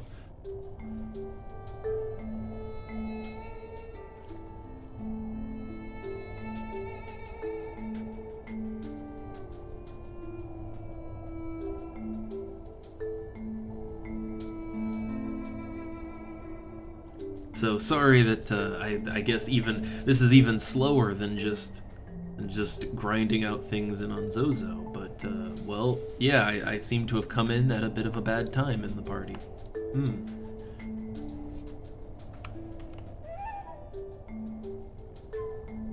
Does 60 work here? I mean, hey, it would work if they use Ifrit and they do Burning Strike, then it would work. I mean, you know, like literally any of us could do that, but hey, that would work, right? Level wouldn't matter.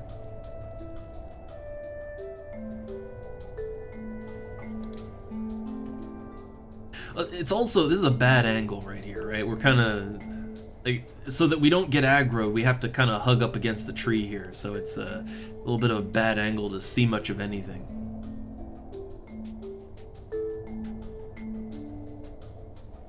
But I do like this area, I do. Which, hey, this area is also like right around here is where you have to fight the enemy, right? The enemy for Sleepga 2 for that quest. Which I came here and soloed that as a Beastmaster.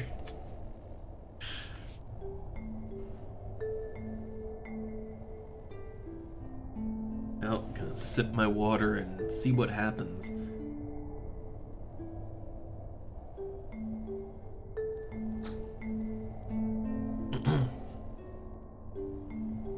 Alright, Thundaga 2, 61. Oh no. Gotta have that 61. I mean, if we're doing the slash summoner thing, I mean, you know, that would be fire, and I don't know, it still wouldn't matter. Oh, they're formulating a plan.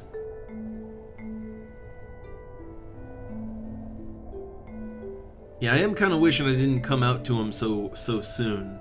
I mean, I thought I needed to, but I could be level 65 already.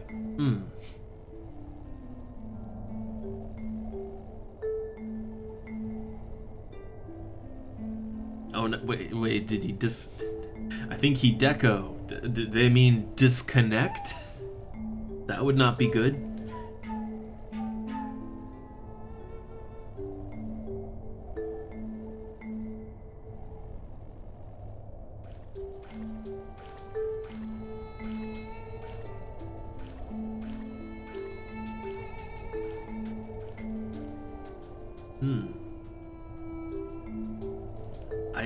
I'm just sitting back, kind of. I'm watching their logic and I'm just along for the ride.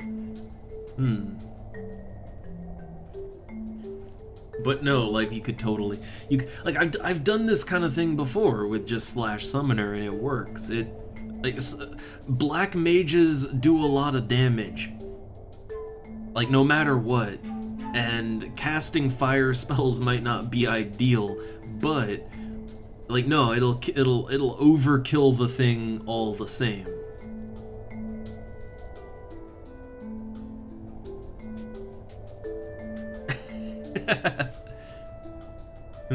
Look at this. Look. So he's in their link shell. Oh, I made him mad the other day. Drama. We got it all here.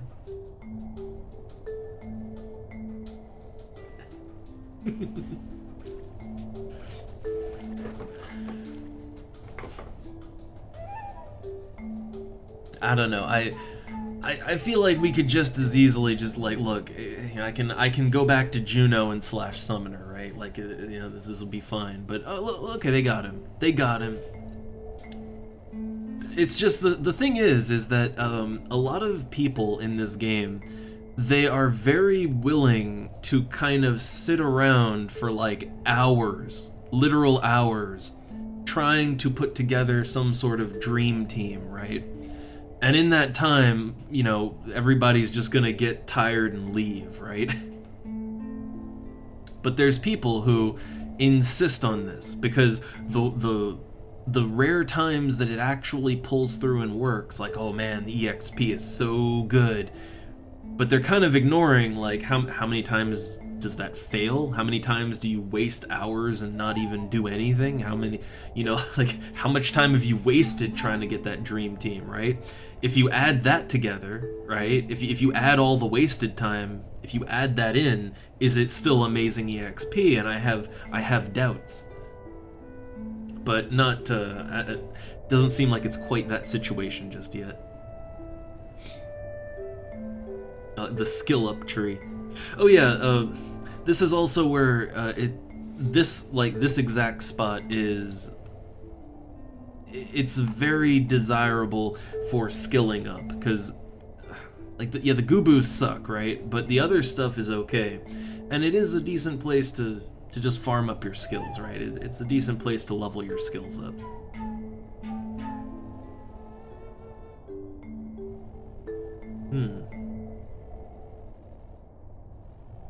Oh, what's this now? Look, I think rug ball here. Oh, I think I gotta go too.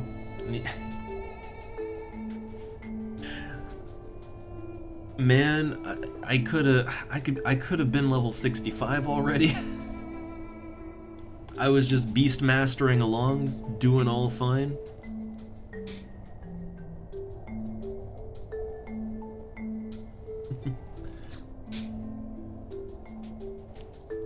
But yeah, I seem to have joined this party, like, they're changing shifts or something.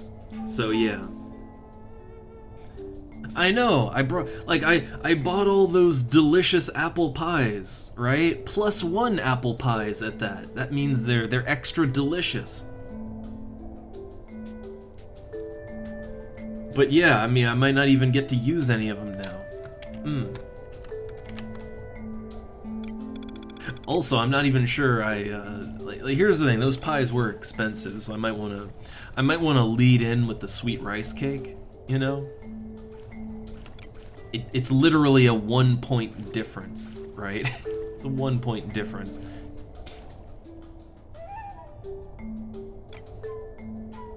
But yeah, I might want to lead in with the rice cake just to get rid of that, and let's see if the party's actually gonna stick around once they get going.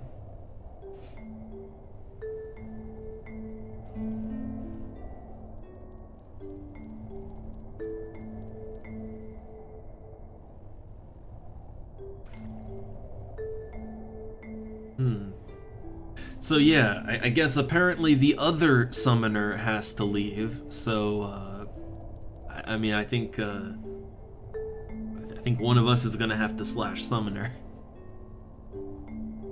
which I will admit I've never had to do that in a party. I have macros for it and everything, right? Like, let's see, where is it at?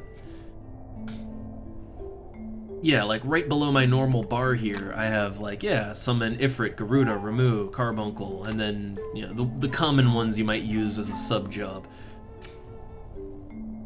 And then I can, yeah, I can make it do its attack, but I've never had to actually use it yet.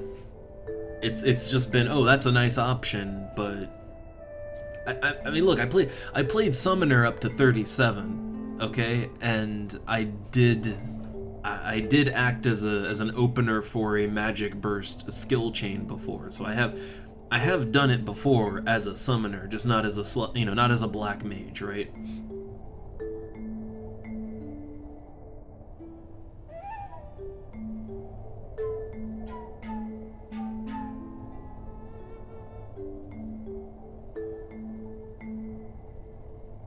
Alright, so they're gonna pick up another black mage, and then, okay, so, yeah, Barracuda Dive Burning Strike. That works.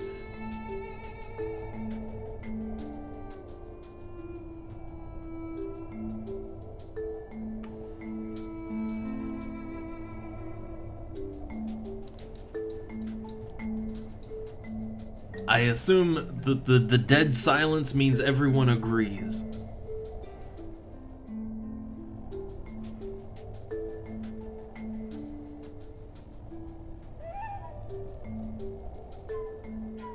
Like, I assume...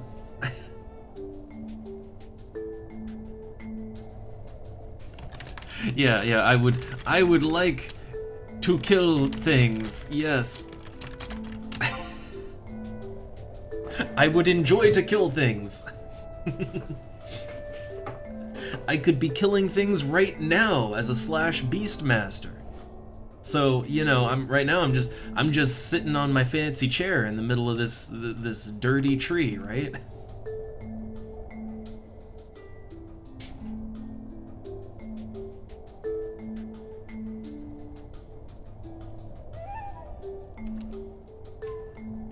I guess that's the thing, right? Like, I just like blowing things up with magic, right? I'm good to do that whenever, wherever. I don't really, you don't gotta be optimal for me.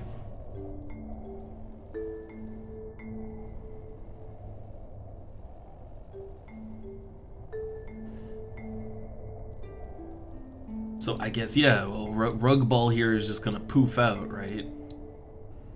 So, he's gonna need replacing.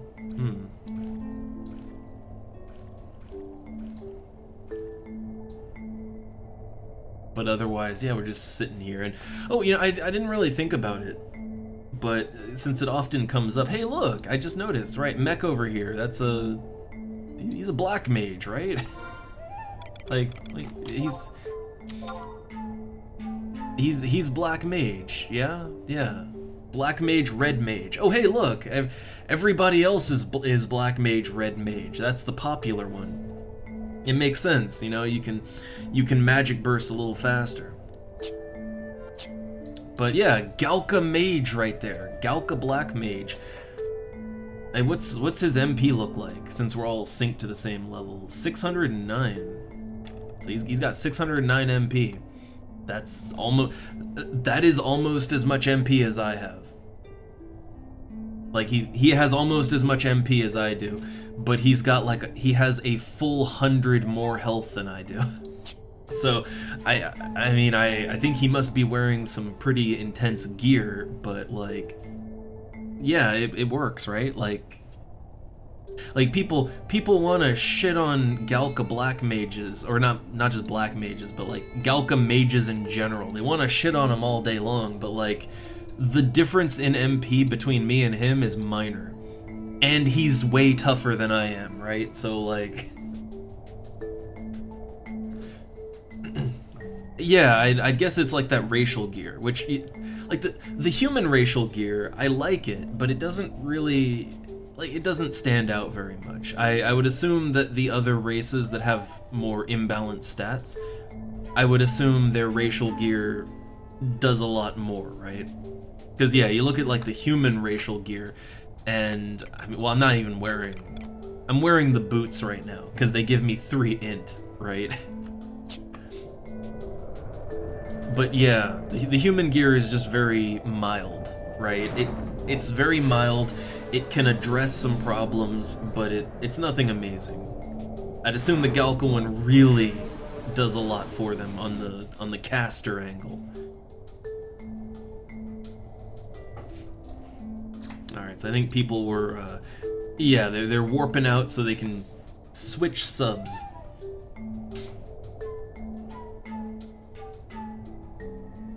Again, I'm just waiting here, but yeah, I don't know. I think I gotta be honest. I feel like probably it would be rougher to be like an elf black mage, specifically black mage, out of any of the mages, and it's just because, you know, elves have lower MP, but not Galka low, but they have lower MP, and then they have like their int is not great. Like elves suffer for int. And I feel like that would probably be a greater issue than the Galka one, because as far as I know, Galka don't really have a problem with their intelligence, as far as I know.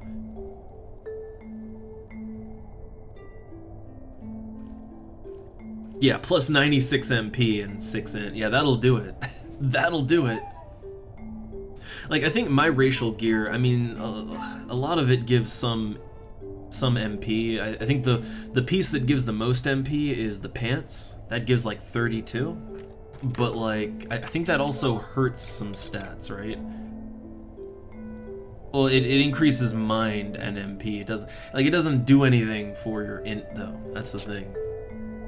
I'm still wearing the seer slacks, man. I could stand to upgrade some parts, to be fair. I do have my wizard stuff, but I don't know, my wizard pants, they up my dark magic skill, which is cool, but if like, okay, increased dark magic skill doesn't do anything for my elemental magic. It doesn't help my elemental spells, my non-dark magic spells. It doesn't help them at all.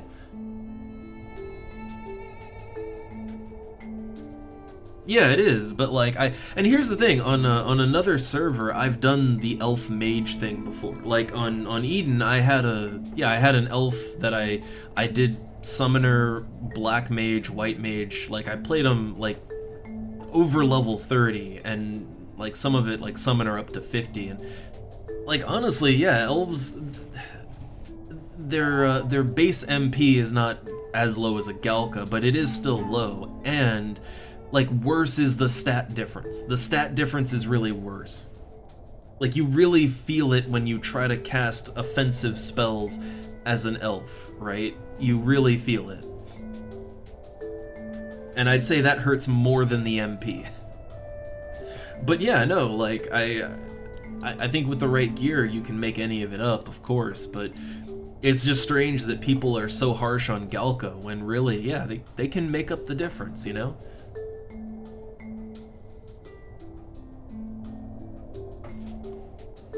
I mean, me, I just wouldn't play Galka because I don't know. I don't really like the look of them. They don't do anything for me.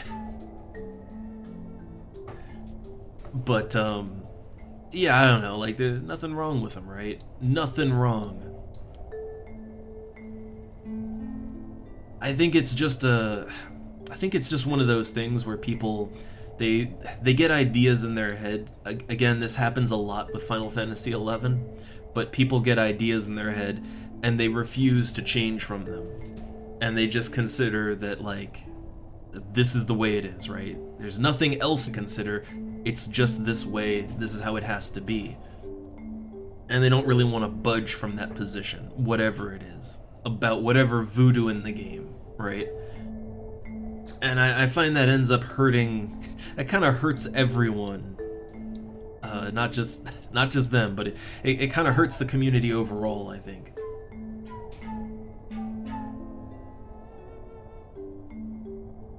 Oh, Thundaga 2. I mean, I'm pretty sure I have that, right? I have all my black mage spells. I made sure to get all of them. Yeah, there we go. Thundaga too. Alright, well, you know, here's what I can do, right? I can set things up. So, okay, Blizzard is the standard. Why do I have a stone spell here? Was I bursting with that? Huh. Okay. Well, I think Thunder 2. I think Thunder 2 is I think that's the best single target I can use. Just change out Earth Staff for it's Lightning Staff, right? Wait, let me just make sure on that. It's Lightning Staff, right? Thunder Staff. God, I forget what the staffs are called. Okay, so Thunder Staff. I guess it makes sense, right? The spell is thunder, the staff is thunder. Okay, and then replace that with Thundaga 2 and Thunder Staff, and we'll be all good to go. So now, yep, there we go. Now it switches to the Thunder Staff. Perfect, perfect. And I know it's a little bit of a hassle, but I do that every time I join a party and it's like, what are we bursting with? What am I doing, right? Or just even if I'm not doing that, depending on what I'm fighting, right? Like, I'll just change my macros out, and it's not, to me, that's not too much of a hassle to change, like, you know, 1 or 2 macros out. That's fine. Slight edits to the text. I know some people would make, like, I don't know, they'd use like a different macro book for every element or some nonsense, but for me, I don't know, it's easier to keep up with like this.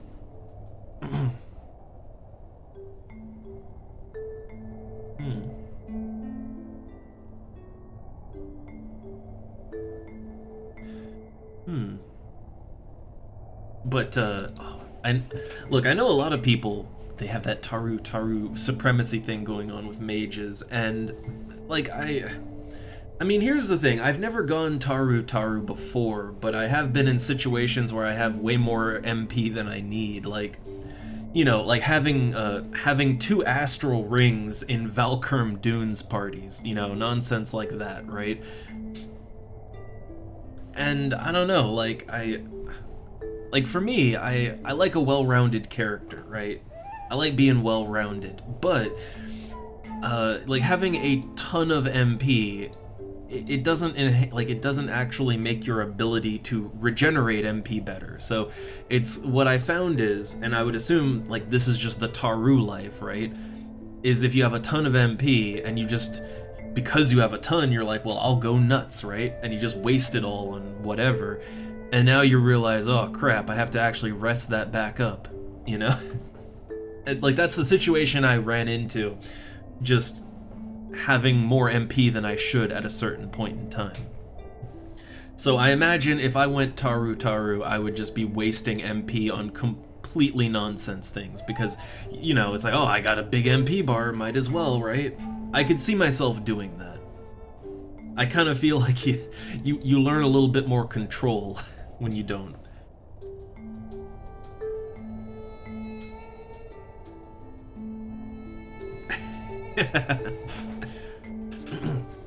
Yeah, I mean, look, if you were just a melee combatant or a non-magical, yeah, you don't have to worry about changing things for the element and stuff like that, but I mean, I don't worry about that when I'm a white mage either, right? When I'm a beastmaster or a white mage or anything other than black mage, I don't really worry too much about changing macros out. You don't really have to do that, but like black mage just has so many elemental themed spells, and it really does just, like, if you're fighting a water enemy, you're gonna use like 1 or 2 different elements to fight it, and there's not much reason to do anything else. So it's like changing out the macros just on the fly when I know what I'm fighting for the next couple hours, right? That works out. and I don't have to have like 10 macro books full of duplicate, duplicate layouts.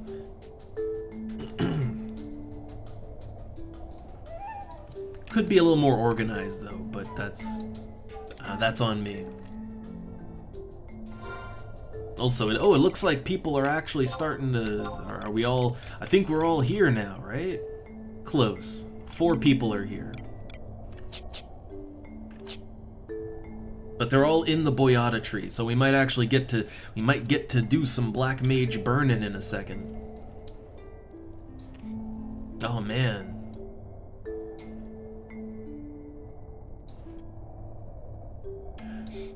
Yeah, I know like the third party programs can spoil you, but I like to keep things simple.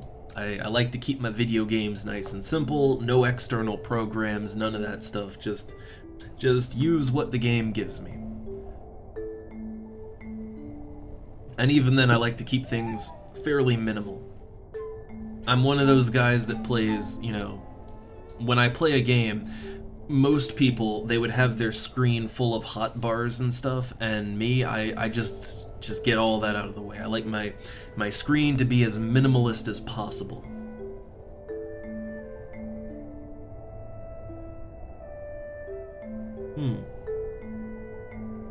Ah man, as a Beastmaster, no, you don't get guillotine. I'm not even sure you get that if you sub Dark Knight. Like I was thinking, if you might get access to it by subbing Dark Knight. I'm honestly not sure. I know that you can get access to some weapon skills by doing that, but not sure with the scythe. Guillotine is pretty nice, but Vorpal Scythe is good too. Again, I've scored 1000 damage Vorpal Scythes. Just, subbing Thief, and it works, but I mean, also as a black mage, I also don't get guillotine. Though I do find that the weapon skills that use a hybrid of int and strength, I get more out of them as a black mage than I did as a Beastmaster. It's crazy in a way, but I like it.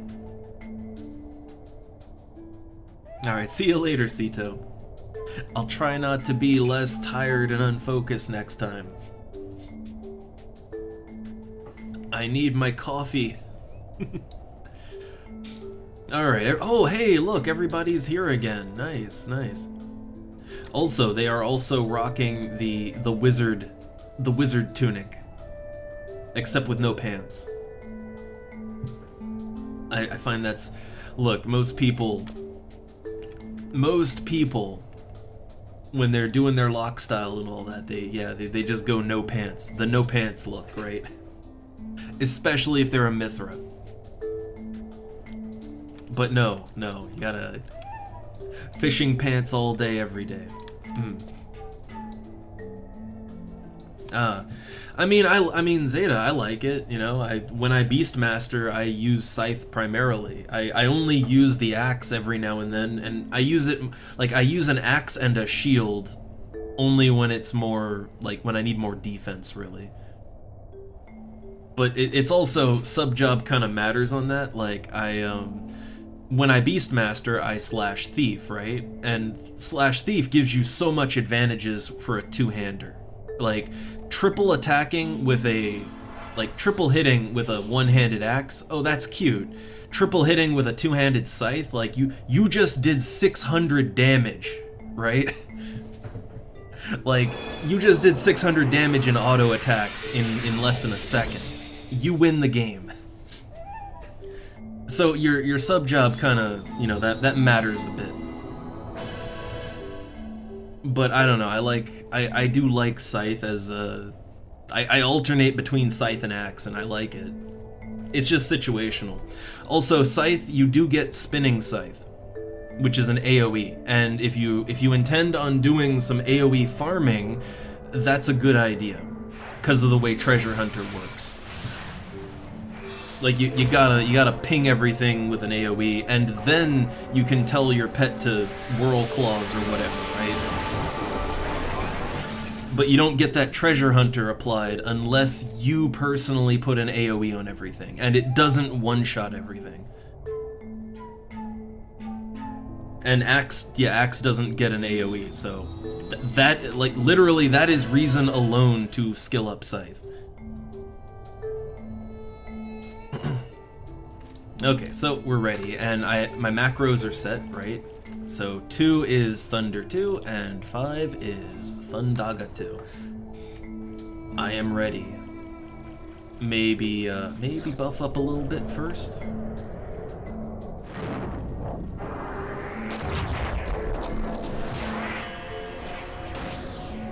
There we go. Just get that shock spikes and blink going on.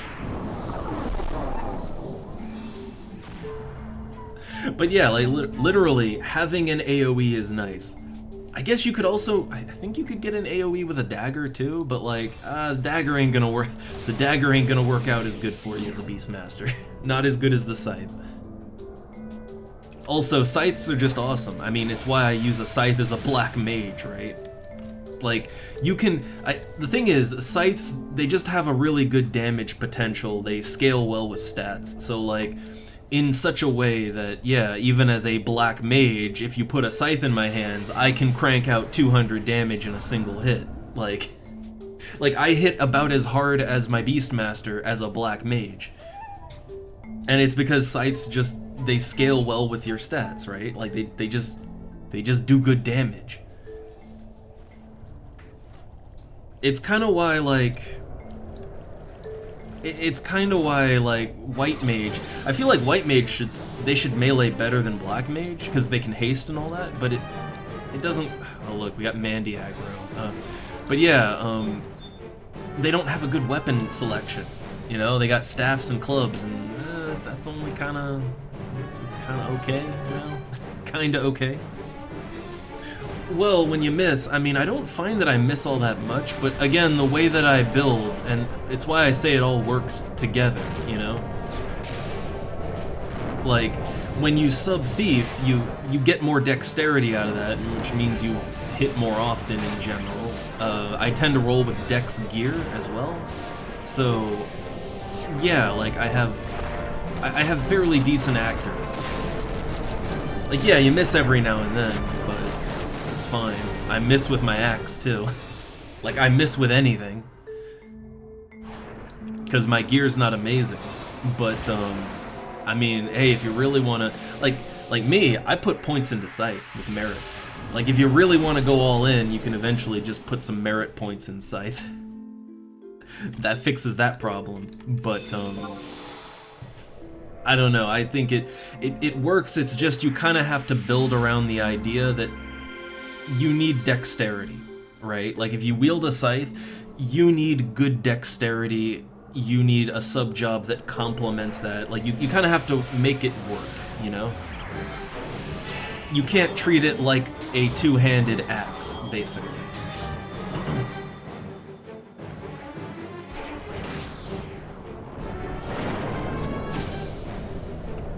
Alright, so we're fighting this Mandragora now. Mandragora. Played too much dot hack. Mandragora. They say Mandragora in dot hack. That always threw me off. And then I just started doing it. It's the worst. Oh, did I miss my... Did I miss that? Oh, I accidentally cast Blizzaga too. Oh, I cast the wrong thing. Unfortunate.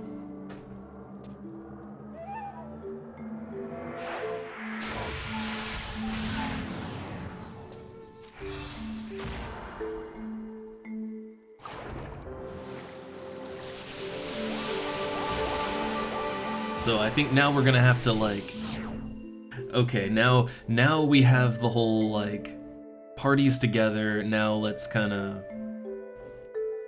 Let's figure how it all works out. Let's see how it all gels, and gotta get into the groove. Okay, all of them are aggro to sound. I wonder, can summoners order their pet to attack and everything and keep sneak up? I actually never really thought about that. I've never paid attention to what they do when they pull. But I guess if they can, if sneak stays on, then I guess that would work out just fine. I know as a Beastmaster, you can totally tell your pet to attack things, and it, like, not only attack, but you can tell it to, like, do commands too, like, to do skills, and it doesn't drop sneak.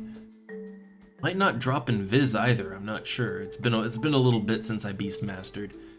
And I don't generally I don't generally roll with / white mage, so I'm not usually like sneaking and invising myself too much while I'm beast mastering.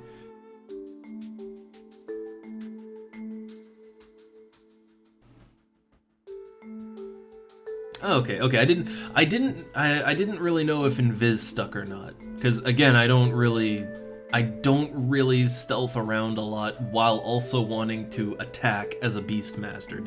That doesn't really come up a whole lot for me.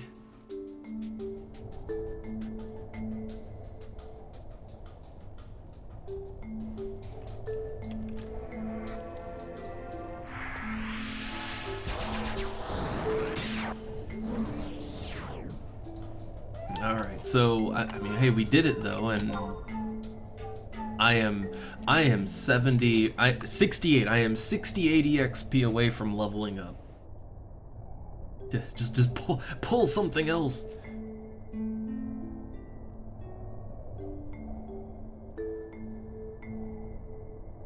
Oh, okay, so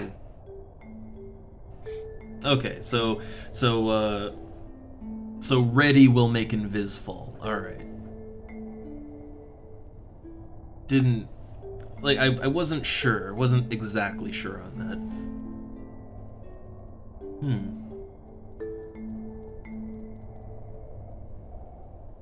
All right, he's just looking. I love it. There's someone just looking around.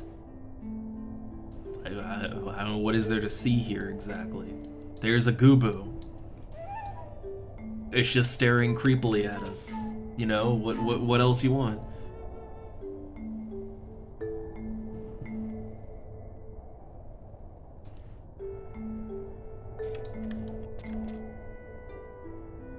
Well, I'm gonna put my shock spikes back up.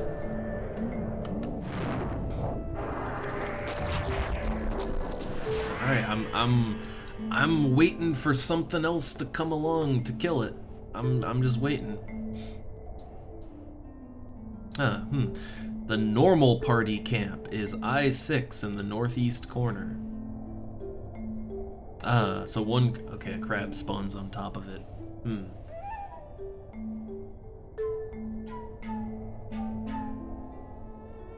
I mean, I wouldn't think that would be a problem with so many, you know, with so many people that have sleep 2 and sleep 2.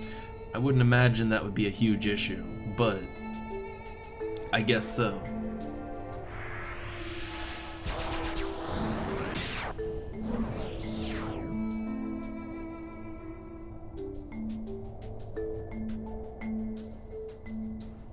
Alright, well, I'm chilling, sitting back, sipping my water, feeling a little hungry again. I always, like, no matter what, I always kind of feel hungry around now. It just happens. I have too much of a tendency to either skip out on or go way too light on my breakfast and then just not do lunch, or do a minimal lunch as well.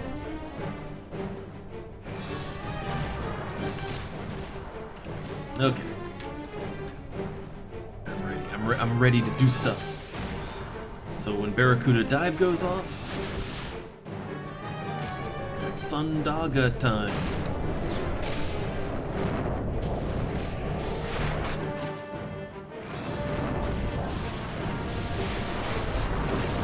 I love how one of them is just casting, yeah, Mech over there is just casting Thunder 1. I guess they don't have Thunder 2. I guess. So, I leveled, right? Yeah, boom! So, okay, this is the most important thing ever. So now I can actually, like, where is it? I can actually use The one with the Opa Opa crown. Where is it? Yeah, here we go. This one. Right? Yeah, there we go. Okay, yeah. Now I can lock style into my look with the Oppo Oppo crown.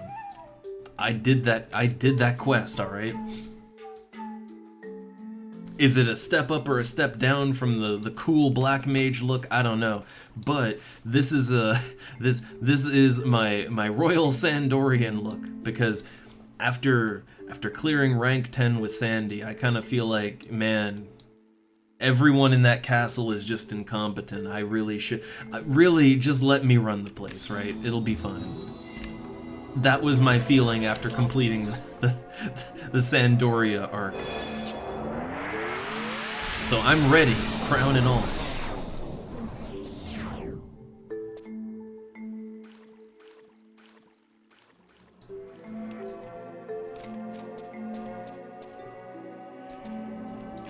I think this one goes better with the fancy chair too. It matches a little better with the fancy chair. Which I kind of wonder how many fancy chairs are there to actually collect, like in game right now. That might be a new priority. Chair collecting.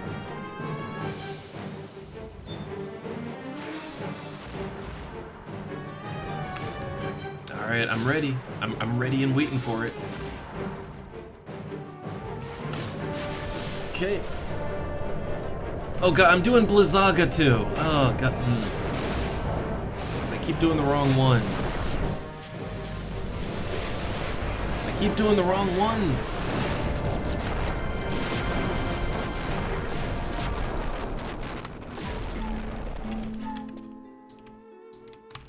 I'm too used to hitting, yeah, like Control 4 there is that's my Blizzaga. I'm too used to hitting that, like every Black Mage burn party, like every one of them does ice.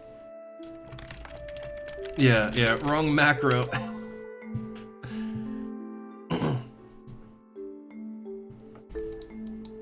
Like every party does ice, so I just instinctually hit that, but but yeah, I have two spells set, right? I have two single targets, two AoEs. It's the second one, not the first one. Like for once I gotta use the not ice.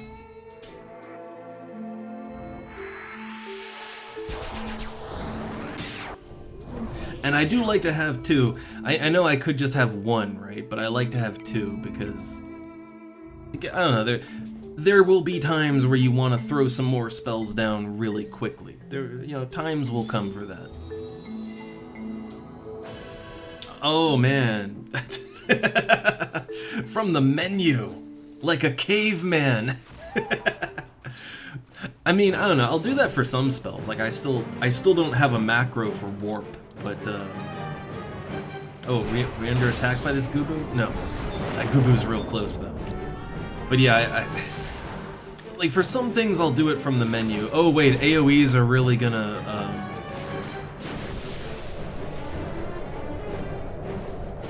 oh wait, hold up, maybe I don't want to do that. Maybe use single target. Too late now, we're doing it. Too late.